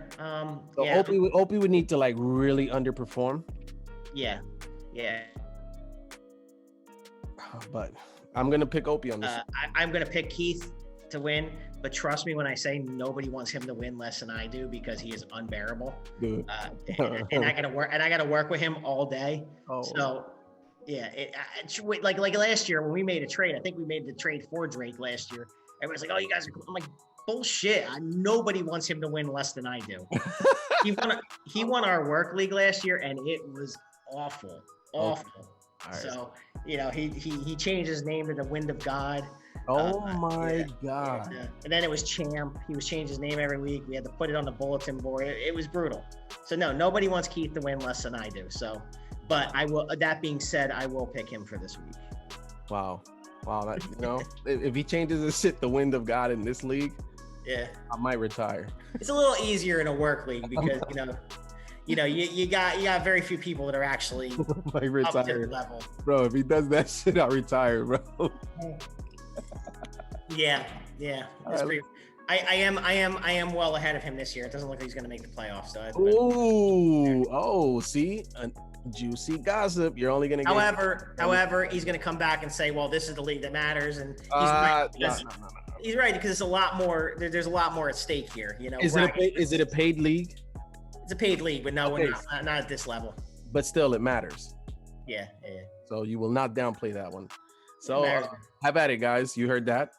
Not making the playoffs in other leagues. That's my payback for him voting me least improved manager last year. Oh, speaking of which, real quick, we have the first annual Lights Out TFS Awards that we will be releasing the categories on week 13. I just talked to Ryan. We're going to release the categories week 13. We're going to allow the league to vote. We're going to create a link so that people can vote based on the categories and the candidates. And then we're going to announce the winners before the championship week 16 during that episode. So just so everybody knows, we have league awards coming, first annual. And that's going to be a lot of fun to see who's the least improved officially.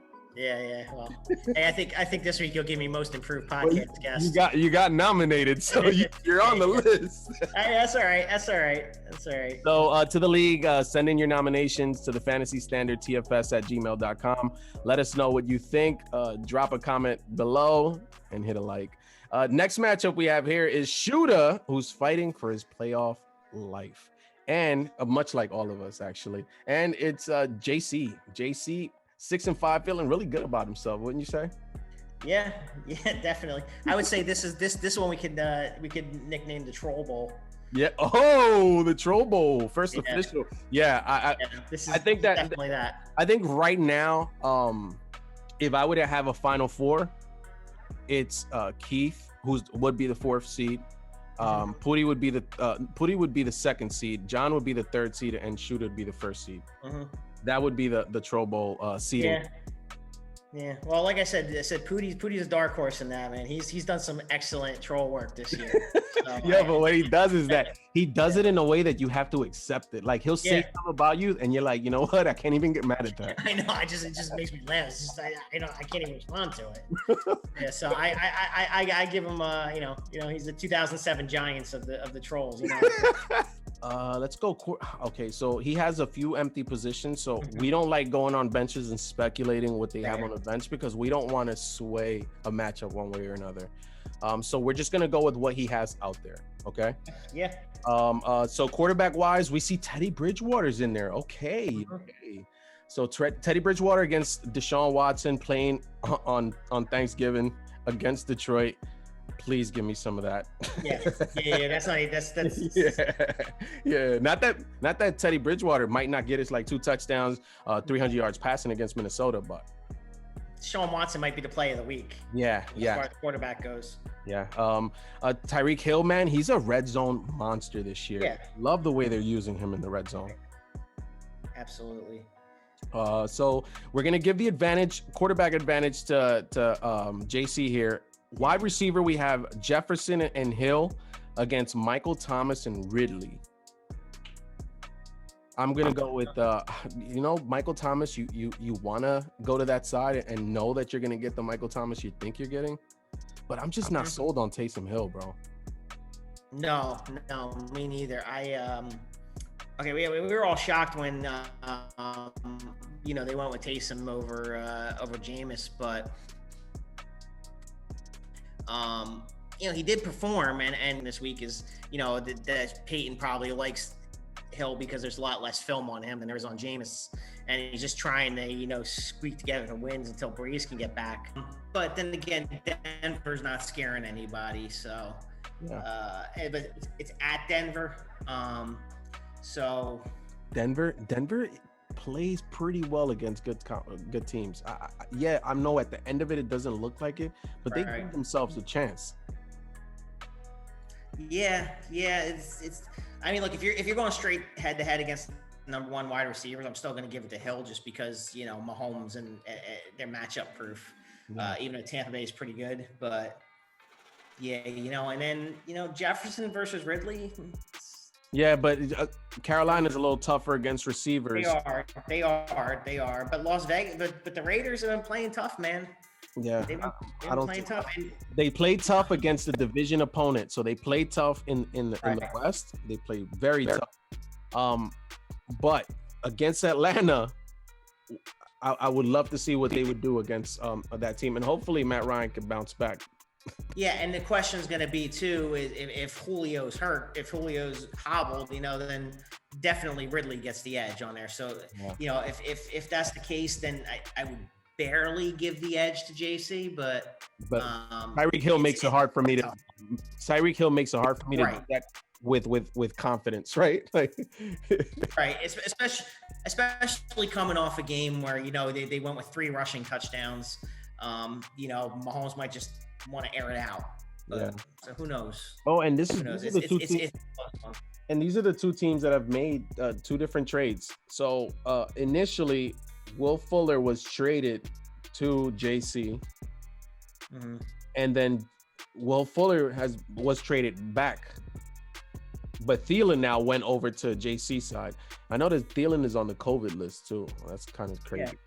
Yeah, but when you look at the running backs here, again, we're not going to look at the benches and speculate what's going on. We know like he has Ahmed and he has the Indianapolis backfield that he has to consider. But I'm going to give the edge to John because of the Zeke Elliott's looking good. He's looking good, and Washington's not. It's a Thanksgiving game, Dallas. You probably think that Dallas is going to play up to the occasion, probably because it's their home and it's their game. Yeah.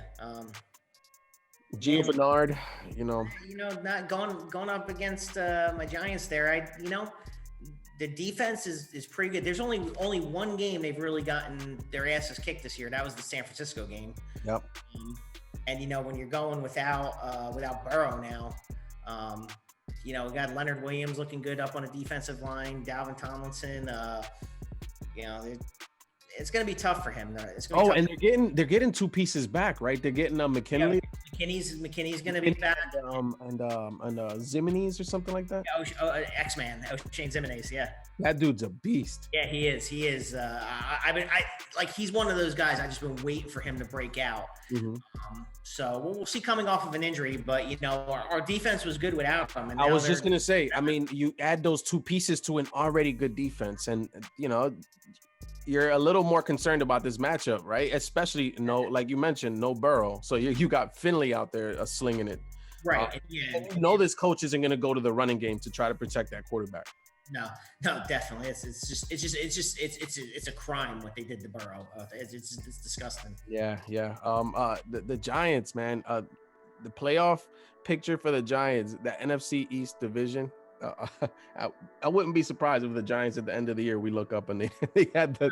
I won't be. Unfortunately, they got a little bit of a tougher schedule than Dallas right now, and Philly's got that tie, but Philly's just playing so badly. It's really hard to see them getting it together. They're almost like they're swirling down the toilet. They're gonna be out. Yeah. So on the running back side, we're gonna give it to John.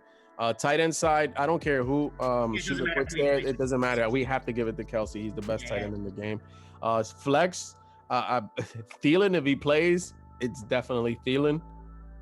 But Fuller in Detroit, we said Watson. It's a nice little block because you hope that Fuller didn't. What did he do last week? Let's take a look. So Fuller, 2 weeks of 8 targets. They lost Randall Cobb. And I think Kenny Stills might not be playing in this game either. Yeah. So Fuller is in Kiki Cutie and our boy Cooks. Right. So those are your receivers. So this could be a bounce back game for Fuller. It could be. Yeah. And Thielen, if he plays, he could be due for a come down too. He might not put up those numbers 2 weeks in a row. Yeah. This might be the Dalvin Cook like quarterback game, probably. Right. Not that Ryan wants to hear that. Let's go over. So I'm gonna give the advantage here to Thielen with an asterisk because I want to make sure that he actually plays. Yeah, I'll agree with that. Okay, so we're gonna go over to kicker. Believe it or not, I actually do feel like Carlson is an advantage here. Only because Chucky loves his field goals. He would always take a score. And at Atlanta in a dome, you like that. Although Sanders has been an assassin this year. Yeah, absolutely. But, again, it's the question is you get to score more touchdowns or field goals against the Jets. So Yeah, exactly. Although Tua might be settling for field goals this week. Might be. So I'm going to give the advantage to Carlson only because I know that Carlson is like such a big piece there. We're going to go to the defenses and we have a really good one, man. I'm going to give the advantage to Ricky here. Miami playing the Jets or Pittsburgh playing Baltimore. You have to take that Miami defense. Yeah, you got to go with Miami. It's funny. I was listening to, Get Up this morning. They had a poll out there. What's more likely, the Jets going 0-16 or the Steelers going 16-0? I think it was 90% the Jets going 0-16. Yes. Yo, how about this? They go 0-16. Does Gase keep his job? I don't see any way Gase keeps his job. I'm shocked that he's still there, to be honest with you. This is one of those James Dolan, Isaiah Thomas situations, if you remember that with the Knicks. Remember when it was obvious that he was like ruining the franchise. Right. And no matter what, James Dolan would not reevaluate Isaiah Thomas. If you remember, he kept moving him around in the front office. Yeah, this is just, I don't get it. Like so to me, this is what it feels like with Gase, because there's no success, not even near success or even past success that's worth this. No, unless he just guarantees that they're going to be able to get the number 1 pick, I mean, but do you trust Gase to make that right choice? He still has. No. I think they just want to keep him to go to 0-16 and then they'll fire him and then they draft Trevor Lawrence and hope that Trevor. So you're calling the Jets owners geniuses? Because no, I'm not calling genius. I think they are, because if that's the strategy, that's actually really genius. Okay, so we want to lose. If we fire him now, an interim coach is going to come in and he's going to want to play up and he's going to want to win some games. He's going to want to, put his resume out there. So if we keep Gase, we guarantee that wewe're going to lose. Yeah. The only thing they got to worry about is if Trevor Lawrence decides to go back for another year. Because it could happen. It could happen. Yeah, it could. On that note, I have, Shooter, it's going to be a tough one this week. I'm going to pick John on this one strictly because we don't know what those 2 running backs and a tight end, what that's going to look like. I have to give John the advantage, especially if Thielen plays. And John's got the momentum right now, and unfortunately Shooter doesn't. Yeah, exactly. Shooter had the momentum. He had it for a while there. But nonetheless, I don't think this one's gonna be a blowout. I don't know. I can't say that. Because John sometimes throws up some damn He does. Sometimes throws him some points, man. So if Shooter, in my opinion, in my humble non-expert opinion, if Shooter keeps this game, if this game is around the 100s chance, 90s chance, right? I just, this week, man, it's gonna be tough, and Breeze not being there, it's tough, man. So yeah, let's move on to the next matchup, and we have Will and Nelson, 95-92. We have a 2-9 team and a 3-8 team. We can probably breeze through this one. But we have a David. I always call him David Carr for some reason. It's Derek Carr, Derek Carr, and Josh Allen. I'm gonna give the advantage to Josh Allen. That's gonna be a point fest over there. Absolutely. That's gonna be a fun game to watch. Yeah. What do you got with these receivers? Which side do you feel has the advantage here? Receivers. We got McLaurin and Samuel. Samuel's been playing really good lately, so I can see why you're playing. And McLaurin's always dangerous, and Dallas isn't. Something tells me Dallas could be due for a letdown this week. They played well last week. Everybody's talking them up now, like, oh, they're the favorites for the division. This feels like the perfect time for them to shit the bed. Are you? Is that a bold prediction, Cotton? Could be. It's if we had a fourth quarterback you don't trust, you'd put Andy Dalton. Yeah. Andy Dalton's pretty good too. We forget that he was coming back, right? We were off of Dallas for a while because Dalton wasn't there. But maybe we can start coming back to Dallas. CeeDee Lamb was looking. CeeDee Lamb was looking good. I mean, he was playing very well last week, and that catch he made in the end zone, it was just insane. Oh, I had, dude, that catch. I said, damn, he overthrew him, and he caught it. Right. Yeah, it's crazy. The kid's gonna be easily their number one receiver by next year. When Dak, not Doc. Doc. I kept hearing him say that, and I understood what he was saying, and I was like, man, I wonder if people are gonna understand that reference, what he's talking about. Sorry, that's my. He was surgically carving him like a doctor, so maybe that's what he was talking about. He is like a doctor. I mean, he was. That was a terrible thing. I remember watching that game, watching his ankle twist. Oh, man, that was bad. Yeah. I hate the Cowboys. But he definitely took that L, and the ankle became an L. Moving on. So I'm gonna give the advantage here to Robbie Anderson and Stephon Diggs.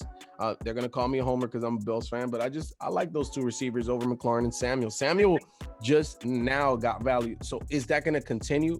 I don't know. Yeah, I don't either. But I think Diggs out of the four is easily a top. And like I said, I think that game's going to be a fun high. Maybe that'll be the 45-42 game that we get this weekend. Oh, man, with Herbert. Yeah, I mean, Josh Allen and Stephon Diggs stack. That's really nice. Running backs is where things, from here on, I think is where things change. Yeah. Right? I don't think I'm picking the other side on any other of these other matchups. Even the empty kicker looks better. No, I'm kidding. I'm kidding. I'm kidding. But running backs, I love Connor, love Davis. To me, there's not many running backs that you're gonna put on the other side that I'm gonna choose over these two guys. No, definitely not. And like I said, Connor isn't getting the scores, but he's getting the yards. Yeah. Although, I mean, Big Ben is throwing it a little more than you'd like if you're a Connor owner, but still, you take it. But if you're a Big Ben owner, you like it. Yeah. Well, my friend over here. McKissick against Henderson, the formidable duo. That's not gonna against Connor and although Connor's going against Baltimore, but Baltimore looks like you can run on them now without Williams and Calais Campbell. If the playoffs started today, Baltimore will be out. Yeah, they don't look that good, man. Davis against Minnesota. Minnesota's defense has been playing better, but we already know about Carolina's running backs. It doesn't matter. He's going to get receiving yards. He's going to get rushing yards. So I'm going to give the advantage, the running back advantage to Struggle Bus. And on the tight end side, I'm going to same thing. Darren Waller is one of my favorite tight ends in the league.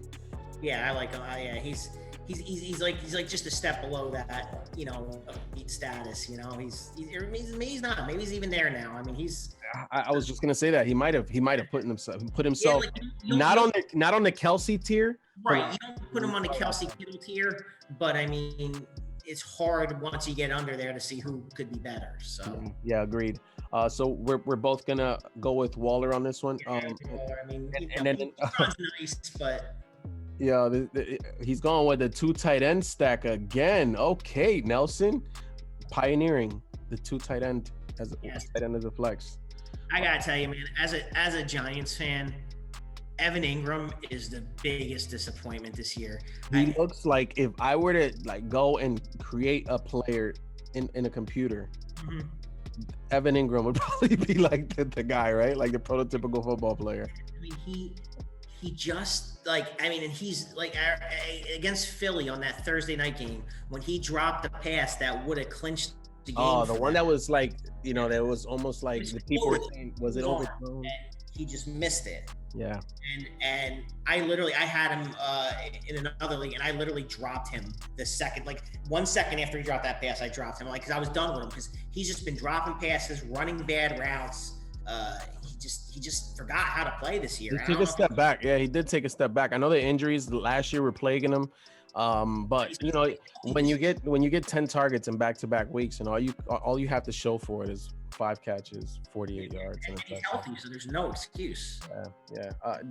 You like the involvement, and then bam, 3 targets. So, right. Does the team even know how to use him at this point? Yeah, man, I think they lost confidence in him. I mean, they were using him a lot more early on, and then they phasing him out. Yeah, I like Caden Smith. I like him a lot too. Yeah, I get him involved more. I think he's a really good tight end, and he produced when Ingram was hurt last year. He did very well when he was hurt last year. So yeah, I mean, yeah, you hate to see it, right? Because Ingram, you know, he has the tools. Like there's no linebacker that can run with him. There's barely some defensive backs that can run with him. He just forgot how to catch the ball. Yeah. But on that note, on this flex, I got to give Carson, if he's back. Absolutely. Give Carson. Zane Gonzalez has been serviceable. I think, you know, you could stream kickers and not have to like start him every week. Yeah, I mean, he missed the game winner a few weeks ago, but you know, I just don't think that's the kicker you hold on. I don't think that's a kicker you hold on and start every week. But and then the defenses, we have Green Bay against Chicago, and we have New England at home against Arizona. You know, New England, it's hard to really pick against them, but the way Chicago's looking, the fact that you don't know who the quarterback's going to be, that offense stinks. They're going to be home Sunday night. There's going to be turnovers. Does it matter who the quarterback is? If it's Foles or Trubisky, either way, I'd take that. I think Cordero Patterson will make a better quarterback at this point. Absolutely. And, you know, in New England, I mean, Arizona, even if Kyler Murray's hurt, I mean, they got the weapons, so they're going to put. New England's defense not looking that good. This matchup is going to Will. I agree. I got Will winning this, although Josh Allen and Stephon Diggs will make it interesting in the early games. I just feel like Will has too much firepower here. And Derek Carr is ascending too. He's you know, so Gruden's got him playing. He's got him playing like we thought he could. You know. Remember when he signed that deal? He had that offense humming, and I think he got hurt. Right. Yeah. And I think he tore. Did he tear an ACL? He broke his leg. Oh, okay, yeah. So ever since then, it's been years of him trying to rebuild that confidence. Right. Now he's taken off. You see, he's using his athleticism because people forget, and even I forgot that Derek Carr was athletic. Like he's a pretty fast dude. Absolutely, and you know, and there were rumors at first that, you know, Gruden came in, he didn't really like him. He wanted to draft his own quarterback, but I think they finally clicked. Smart move keeping this guy, because definitely have less of a learning curve, less to do to get him there, and they're playing like it. But again, advantaged Billy. I call him Billy, my boy Will. Let's go to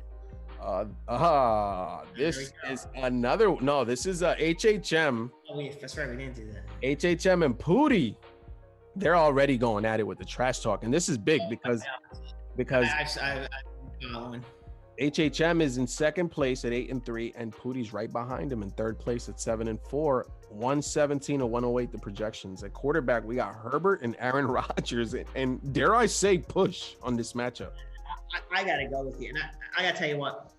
A few weeks ago, people were still saying, you know, I think as much as like 2 weeks ago, that, you know, Herbert's ascending, but Burrow's still going to be rookie. Even then, I thought, like, no, Herbert is definitely going to surpass Burrow, and I thought Burrow was great and everything, but but Herbert is much better than like we knew he was going to be good, but I don't think we knew he was going to be this good. No. But he's Josh Allen now. He's what Josh Allen took 2 years to get to, but he doesn't quite have the running like Josh does. I think you would put that. But you love it. If you're the Chargers, you're like, sign me up for 10 years of this. Yeah, and the question is if they move on from Anthony Lynn after the season, that's the top coaching job in the NFL probably with Herbert. That talent on offense that they have, and that defense, because remember, they have pieces on defense that are on IR that aren't coming back this year. But next year, you're right. That could be a really good team, depending on how they finish up. I don't think they'll get rid of Anthony Lynn in this type of year, COVID. No, I don't think so either, especially with the way Herbert's developing. You want to keep the coach to develop it. Yeah. But, yeah. But one thing about Anthony Lynn is his teams historically just cannot close out games. Right. And that's, that unfortunately that wears thin on ownership, Yeah. So I'm gonna push this matchup because Rodgers is as good as he is. He's going against Chicago, and that's always a tough one, right? Yeah, it is. I mean, even though I think he's probably coming in a little angry after last week, but I think it's still going to be a little bit tough. So yeah, it's absolutely you give Rodgers the benefit just because he's Rodgers, but is definitely a push this matchup. Yeah. Let's go to wide receiver here. We got Devontae Adams playing Chicago, Julio Jones playing Las Vegas against Mike Evans playing KC, and John Brown, who we don't know is playing. I'm not even sure he's practicing yet. Let me see. Was not seen in practice on Tuesday. So for right now, you assume I think for right now you have to see if he's practicing by like around Thursday to really feel confident. But either way, he has Robert Woods. He can slot right in there. I'm gonna give the advantage to the Devontae Adams Julio Jones combo. Although Julio Jones is carrying the same uncertainty, but he is. But I'll give you Adams over Evans because Evans is still good, but he's not he's Evans not, is only as good as the touchdown he scores you that week. Exactly. Yeah. Devontae scores touchdowns plus. Right. That's one of the best stacks in the league with Rodgers. Yeah. I mean, when you're getting 10 targets, 16 targets, 11 targets, 12 targets, 12 targets, 8 targets, and it's because you left the game a few times. Right. Yeah, that's pretty elite to me. I'm gonna take that side. We do note that both of their flex players could slide into those wide receiver too. So Godwin and Woods would be just as formidable a wide receiver too for both of them. Right. Let's move over to running back, and it's Alvin Kamara and Kareem Hunt against Josh Jacobs and Nick Chubb. I'm gonna push this matchup. Yeah, you kind of have to. I mean, Kamara is Kamara, but his upside is clipped with Taysom Hill because Taysom Hill does not like checking the ball down. He does not. No, he does not. Breeze can't throw it past the check down, but Hill, and you never know if he's going to take off on his own either. So, exactly. So that hurts Kamara a little bit. And Hunt and Chubb, they've been splitting it. It's been pretty even, and they've both been productive. So it works. And I think they're both going to feast on Jacksonville. Yeah. Especially because you look at it looks like it might be some bad weather there too, and they probably don't want Mayfield throwing a whole lot of bad weather. No, I wouldn't. No, I would make him hand it off. I'd make Nick Chubb quarterback over. Yeah, it's polarizing to me. It's perplexing to me. It's the best way to put it. When you have someone that has arm like you're talented. I just don't know what's up there with him. Yeah. I just don't see that confidence. To me, Baker Mayfield always exudes that fake confidence, that confidence that he wants people to think that he's comfortable, but he's really not. Baker Mayfield is Stallone in Rocky 3. You remember Rocky 3 when he just wins the title and he's while Clubber Lang is training in the gym and he's really he's doing press runs and Rocky's having the girls come up and kiss him and he's doing it in front of everybody. Yeah. He's too concerned about his Hulu commercials. Oh, so what you're saying is he doesn't have the eye of the tiger. No, he doesn't. He doesn't. You can tell. He could tell he's feeling dangerous, but he doesn't look very dangerous. So I mean, sometimes he'll put up some numbers, and but he's just not. He doesn't impress me. Nah, eye of the tiger, man. You lost. I like that one. So what are we gonna do with this? Are we gonna give this? We're gonna push this running back matchup. Yeah. All right. On the tight end side, Goddard woke up, finally gave him some numbers that you thought he was gonna get. He has an advantageous matchup against Seattle Monday night, and Noah Fant, who's been the apple of Locke's eye in the red zone.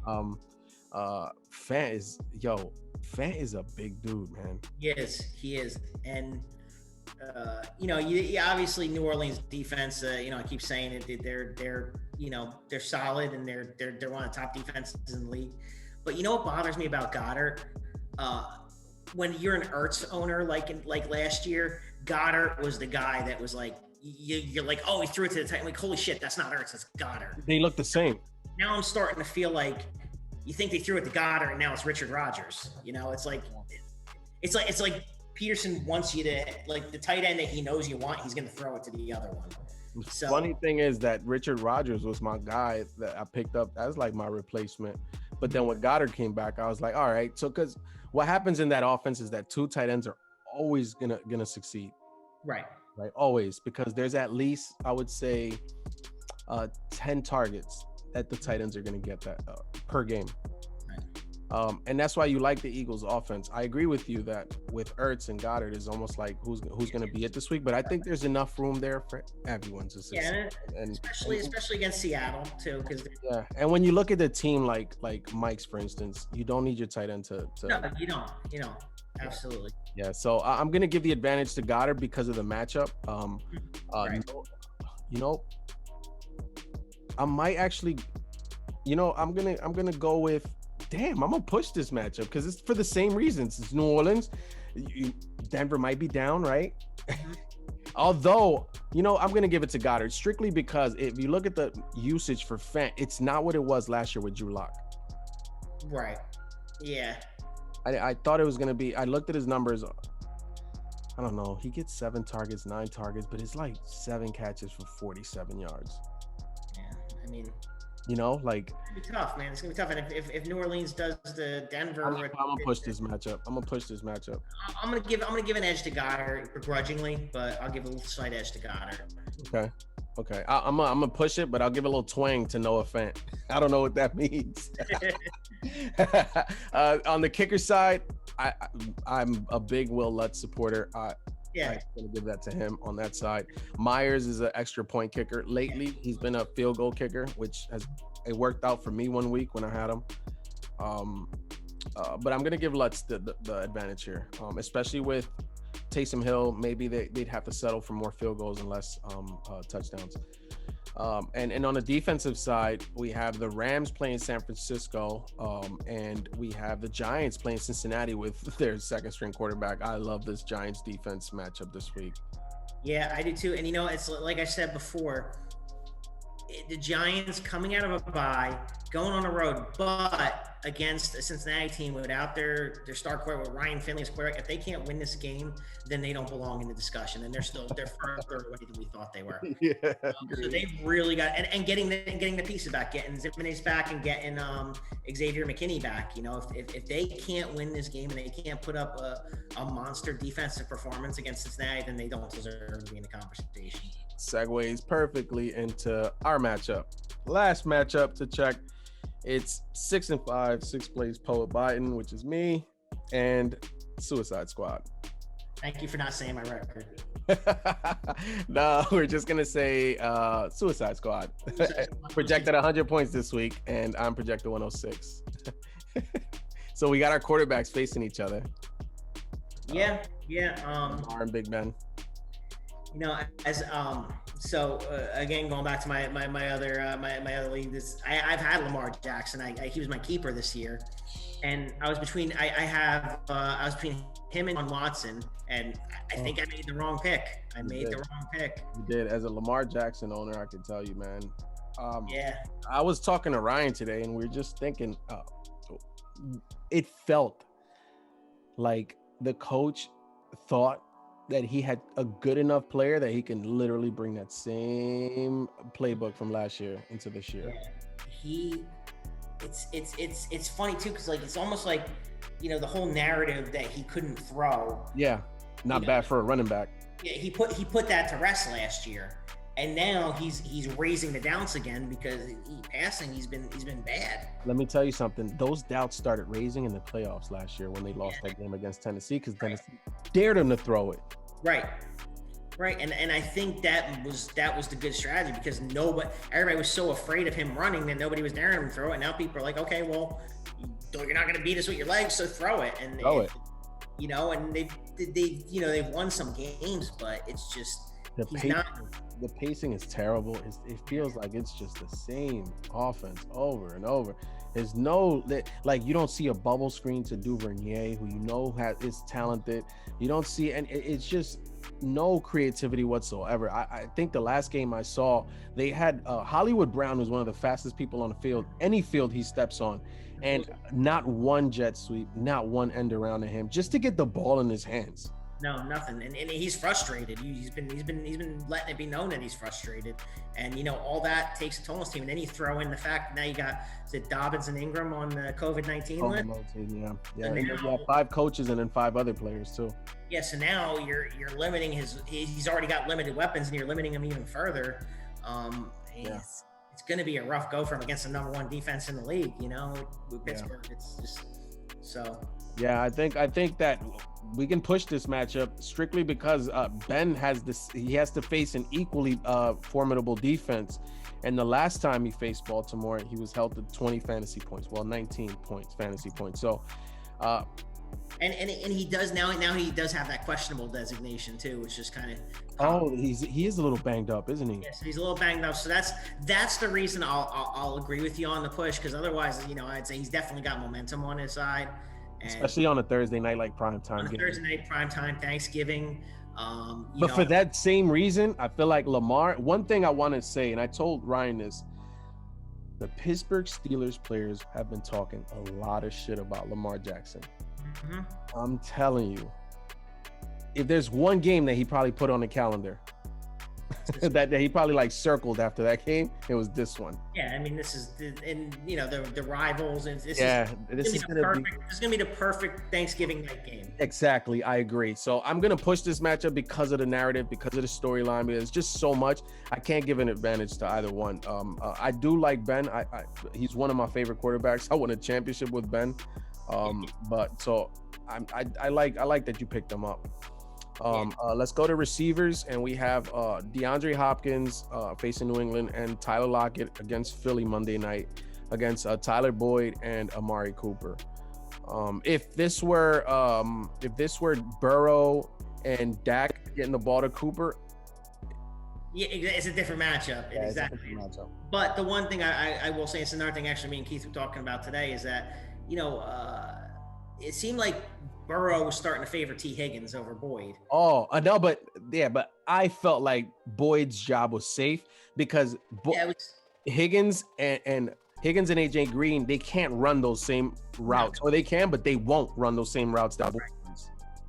Yeah, but it seemed like Finley last year was that's when Boyd really started emerging. Not that Finley's any great shakes, but you know, but again, like I said, the Giants, they got something to prove. And I'm telling you, bro, the Giants secondary is pretty nice.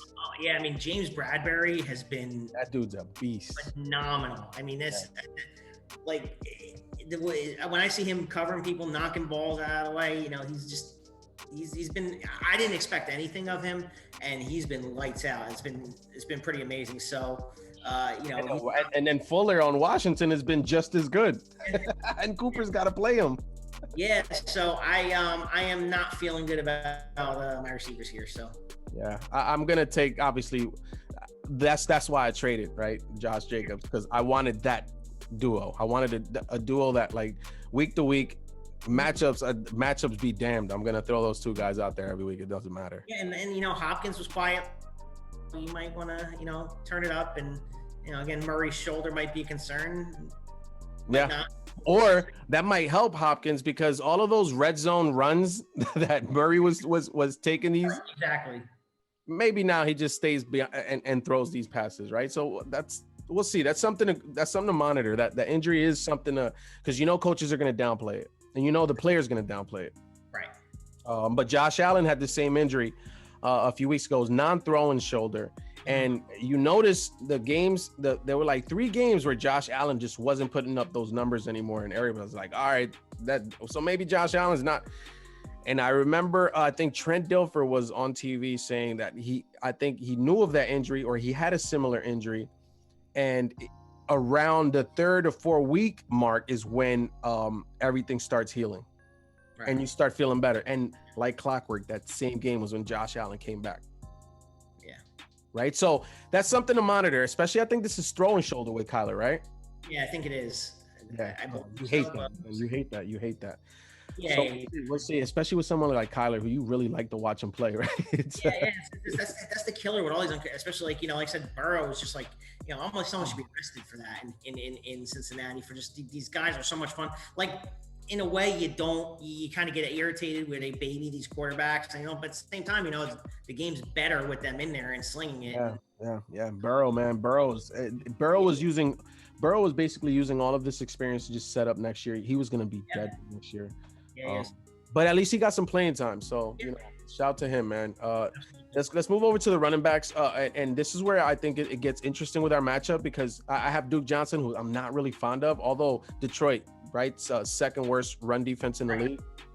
So that's where and Stafford is still dealing with that. No, not Stafford. I'm sorry. So you're playing Detroit, who's weak against the run, but Duke Johnson is not like your prototypical running back. No, I just don't feel like, if it's David Johnson, I feel a little bit better about this. Right. Yeah, I agree. So I Robinson and Gallman, I got nothing but good things to say about both of them. Robinson's been good against anybody that he's played, and then Gallman has been, a monster. Yeah, I was kind of mentioning it before. Gallman, I don't get what the Giants are doing with him, because obviously if Saquon's playing, you're playing Saquon, but Gallman, last year when Saquon went out, he just performed. Oh, but wait, he performed, but I felt like they threw every running back they exhausted every running back they possibly could before they finally gave Gallman a chance. Right, this year they did, right? But last year, Gallman came right in the Washington game. He scored 2 touchdowns, and he was doing great. And now this year, like I said, they went with Deion Lewis, and that was a disaster. Then they bring in Devontae Freeman, who there's a reson he wasn't signed. He just can't stay healthy. Right, and he's on IR now. But when Gallman finally got his shot, he performed, and he's performed excellent for me. I wish. I wish I picked them up early on. I wish they played him early on. It might be a different story for my season, but I don't know why they have not had the faith in him to at least give him the shot when Saquon goes down. You would never play him over Saquon, but if Saquon's down, it's 5 rushing touchdowns his last 4 games. That's all you need to know. 5 rushing touchdowns his last 4 games. Yards per carry, you don't really love it, but if you're gonna get a touchdown a week from him, that's a beautiful floor to have. I have DeAndre Swift here. He's questionable. He was upgraded. So concussion protocol. Apparently, he suffered the concussion on Thursday. They give you the clock starts 5 days. So from Thursday, I think Monday was the last day he was on the protocol. So they said that a good sign would be if today he was upgraded to a limited, which is what happened. Okay. So something to note, he's from Philly, so Philly guys are tough. I don't feel like he's gonna be out this game because I called him. No, but I think I'm gonna give you the advantage strictly because I'd have more of a question mark with Duke. I don't question Swift. I feel like Swift is gonna do more than I think he'll defend himself very well against a guy like Robinson, right? You're Robinson. But Gallman to Duke, I just don't really feel good about Duke. Yeah, no, obviously I'll take this one for myself too. Yeah, I don't really feel good. I'm gonna put it on your side. Although out of the 4 running backs, Swift to me by far is my favorite. Swift is different, bro. Yeah, he's that boy is different. Again, it's always weird when you start with these running backs by committee, and yeah. Yo, but even AP's like, I don't know why y'all waited this long to give him this time. Why, so Yeah. So we got Tunyon at tight end for me, who I'm still considering Reed, and then we have Hawkinson on your end. I love the Hawkinson matchup, obviously. Hawkinson's just steady. I mean, you see the 7.78, and that's pretty much what I get every week, between 7 and 9 points. And I gotta give you this one. Yeah. Yeah, Tunyon is a dart throw for a touchdown possibility, but that's right. Yeah. Jordan Reed, I think, has more of a consistent target share. So that's why I'm considering him. In the flex, we got Rojo, who I traded to you. I had Slayton, who you traded to me, but I just found some news that my boy Mostert saw that in the chat before. Was just designated the return. So he might have been ready to play had they played last week. They were on a bye. Mm-hmm. So you love that he's coming off of an extra week to recover from injury. So I hope that they actually activate him. My matchup looks different if Swift and Mostert doesn't play, obviously. Yeah. Right. But I feel good with Mostert, and against the Rams, it's the division game, so you kind of, San Francisco will play up to the Rams. Right. Yeah, they will. And on my side, I'm not necessarily crazy about the Rojo play. If he's the running back, you love it. But the problem is Lenny won't go away. He's got this weird flirtation with Fournette that just it won't go away. I don't understand it. It's frustrating. And then the one day I bench, like thank God, when 2 weeks ago, when he's on my bench and he rips off a 98-yard touchdown run. You bet you had him on your bench for that 23-192. Thank God I still won, but because the week before he'd gotten like 2 points, and the week before he'd gotten 1.8. Yeah, 1.8 and then 2.6. It's this like infatuation with Lenny. I do not understand it. Don't either. But they're gonna hinder their fantasy values the rest of the year, it looks like. Yeah, and honestly, going into the playoffs, I'd be nervous if I obviously had a good enough record to make it into the playoffs. But I guess I don't have to worry about that. But but there is, I might slot in. It depends. Montgomery's coming. Exactly. I was just gonna say if Montgomery plays against Green Bay, and that, because you can run on Green Bay. Yeah.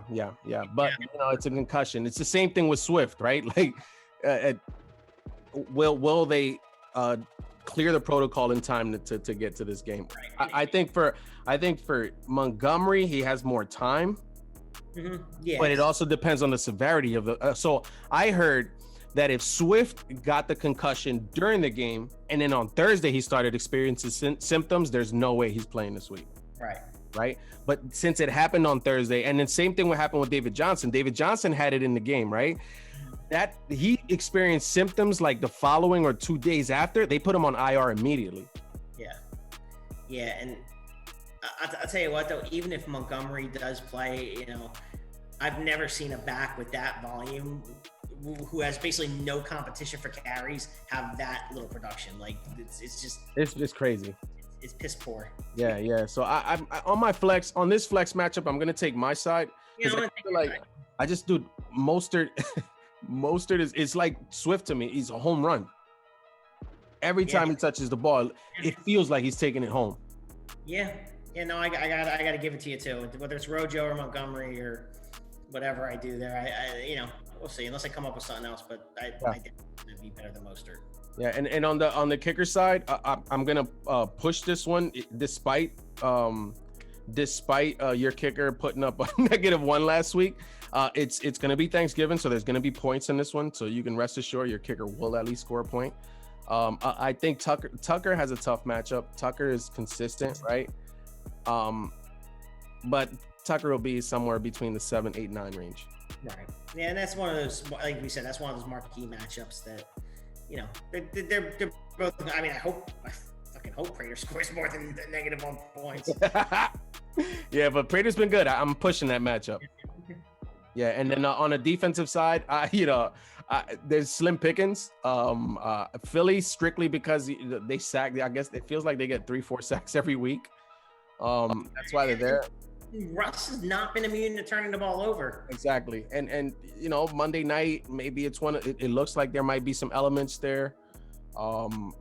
That Eagles front seven is still scary, man. All right, man. Fletcher Cox and Graham, those guys are just vicious, man. I really do like the way they play. It's unfortunate that they have a quarterback that it's playing against them too. It really is, and it's puzzling in a lot of ways. But yeah, it's funny. I was on Giants Twitter today. There was a joke going around it. Daniel Jones and Tom Brady both have 9 interceptions this year, and someone chimed in, it's like, yeah, well, don't forget Russ has 10. So they can get the ball off of Russ, and if one of them takes it down the end zone, that being said, I'm still going to give it to New Orleans, especially lately. Oh yeah. New Orleans. And funny thing, you drafted New Orleans or you picked them up early? I drafted them. Exactly. So New Orleans was one of those teams that every time I mocked, I ended up with their defense because it feels like those guys are always getting turnovers, getting sacks, and late in the season they're like turning it on. So that's a really good defense, definitely giving you the advantage. On this matchup, who you got, man? Who you got? You got yourself. Yeah, me. I'm not gonna back down. Nah. Yeah. Like I said, I still owe you from 2 years ago from the finals. Yo, nah, I will say, not today, sir. Yeah, it wouldn't be this league if we took you. If I took you, you took me, man. Exactly. Maybe I'll go down in flames, but you know what? I'll believe it till the end. Yeah, it will be a good game. I think this will be one that I'll at the end of it, it's probably gonna hurt my heart, but I'll GGs to you, man. It'll be fun. It'll be fun on Sunday. Oh, it'll be fun on Thursday because we got, I think, 1, 2, 3. We have 4 people each on Thursday. Yeah, we'll have a good idea of where this is headed. Yo, it's gonna be a long weekend if I don't. if Thursday sucks. Yeah. You know how like you lose and you don't open the app until like Tuesday night to go check waivers? Yeah. That was me this week. It's just I was holding on to that hope. It's like it would take a miracle, but I still had a shot. Now I'm like, yeah, nah, I'm done. So we got through it, bro. Thank you so much for joining us, man. Is there anything at all that you want to leave the league with? Any messages you want to send to the guys? Anything at all you want to leave us with? Yeah, well, first off, man, I gotta thank you. Like, you've been this podcast has been great, and it's really added an element to the league that had never had in any of the fantasy leagues I played before. So, right. And this was a lot of fun tonight. So, thank you for having me on, and we finally get to confirm to everybody that I am not Keith. I am a real person, nor am I an actor that Keith paid to. I was gonna say, do you want to hold up a newspaper in your ID? Yeah, I got nothing. But no, it's a lot of fun. It's definitely it's a very intense league to be in, but I do enjoy the competitiveness of it. This year and last year haven't been the greatest, but I think I'm already developing a draft strategy for next year, and it's actually nice also through the podcast to now actually get to see you guys and see what you look like. Yeah, exactly. I think that's another thing, right? I think the guys are gonna see this and say, man, this guy's talking draft strategies next year. Like, they're gonna be like, shit. So Carl is one of us, right? Like, Carl is basically. You know what? I'm gonna do everything I can next year to actually make the draft live and get to meet the rest of you guys. I haven't got to meet. I will say this though, Mike did meet me once before. He never confirmed in a chat when everybody was going back and forth. So there have been other managers I met briefly, but well, the commissioner's probably just making sure that, like, to confirm and that you wanted your business out there on the street. Oh yeah, absolutely. He's like that. He's good with stuff like that. It's his job to protect the integrity of the league. So. Oh, absolutely. Yeah, he does a great job. He vetted me before I got in. Once he will. Yeah, he says no. He's a real person, and but no, it's definitely been a lot of fun, and it's actually the first standard league I've been into, because the other leagues I've been in. PPR, keeper, and so yeah, but thanks for having me. And this, like I said, this has been awesome. Thank you, bro. I know it's been a long one, but we'll make sure to cut out when you cursed out Pootie. Never have. No, I appreciate your insights. I think the guys are gonna see the type of person you are just by here. I'm gonna say, from the Fantasy Standard, I know most of these guys my whole life. You are one of us, bro. So don't ever worry about like saying the wrong thing. I think we've all passed that point, right? I think we passed that point. You see some of the stuff, and I think that we have enough wherewithal, and we're still grown enough, and entrenched in our relationships with each other, that we don't really let this affect us at the end of it all, right? We can each have our side conversations and say, bro, I might have passed the line on this one. You know what I mean? Like but it's number one, it's a pandemic. We have our choices limited to what we can do outside. This is so appreciated, right? Like, yeah, no, absolutely. And I'll be honest with you, man. And I meant to even bring this up before. When I first started going into the draft, all the way up to it, my heart really wasn't into fantasy football this year. The work league was starting, and I'm like, all right, whatever, because I don't have to put any thought into that. I got to worry about Keith maybe, but not this year. But most times I would have to worry about Keith. But everybody else is like they make crazy picks and whatever. And then the league with my boy. I mean, like the guys I'm in the other league with, they're like my best friends from college. We've been friends for over 20 years. Yeah, and those are fun because of that. And this year it was almost looking like for the first time that might not have happened. Mm-hmm. And I was really kind of bummed out about that. Like we actually didn't get the league started and drafted until like 2 days after the Lights Out draft. So it was down to the wire. We drafted the night before the season started. Wow. So we really had to put it together. And then like I said, then I drafted, and then I was like, I'm not happy with my team. But as the season went on and, started making moves, negotiating, getting involved a little bit. Like I said, it's really tough to keep up with the chat. I mean, really.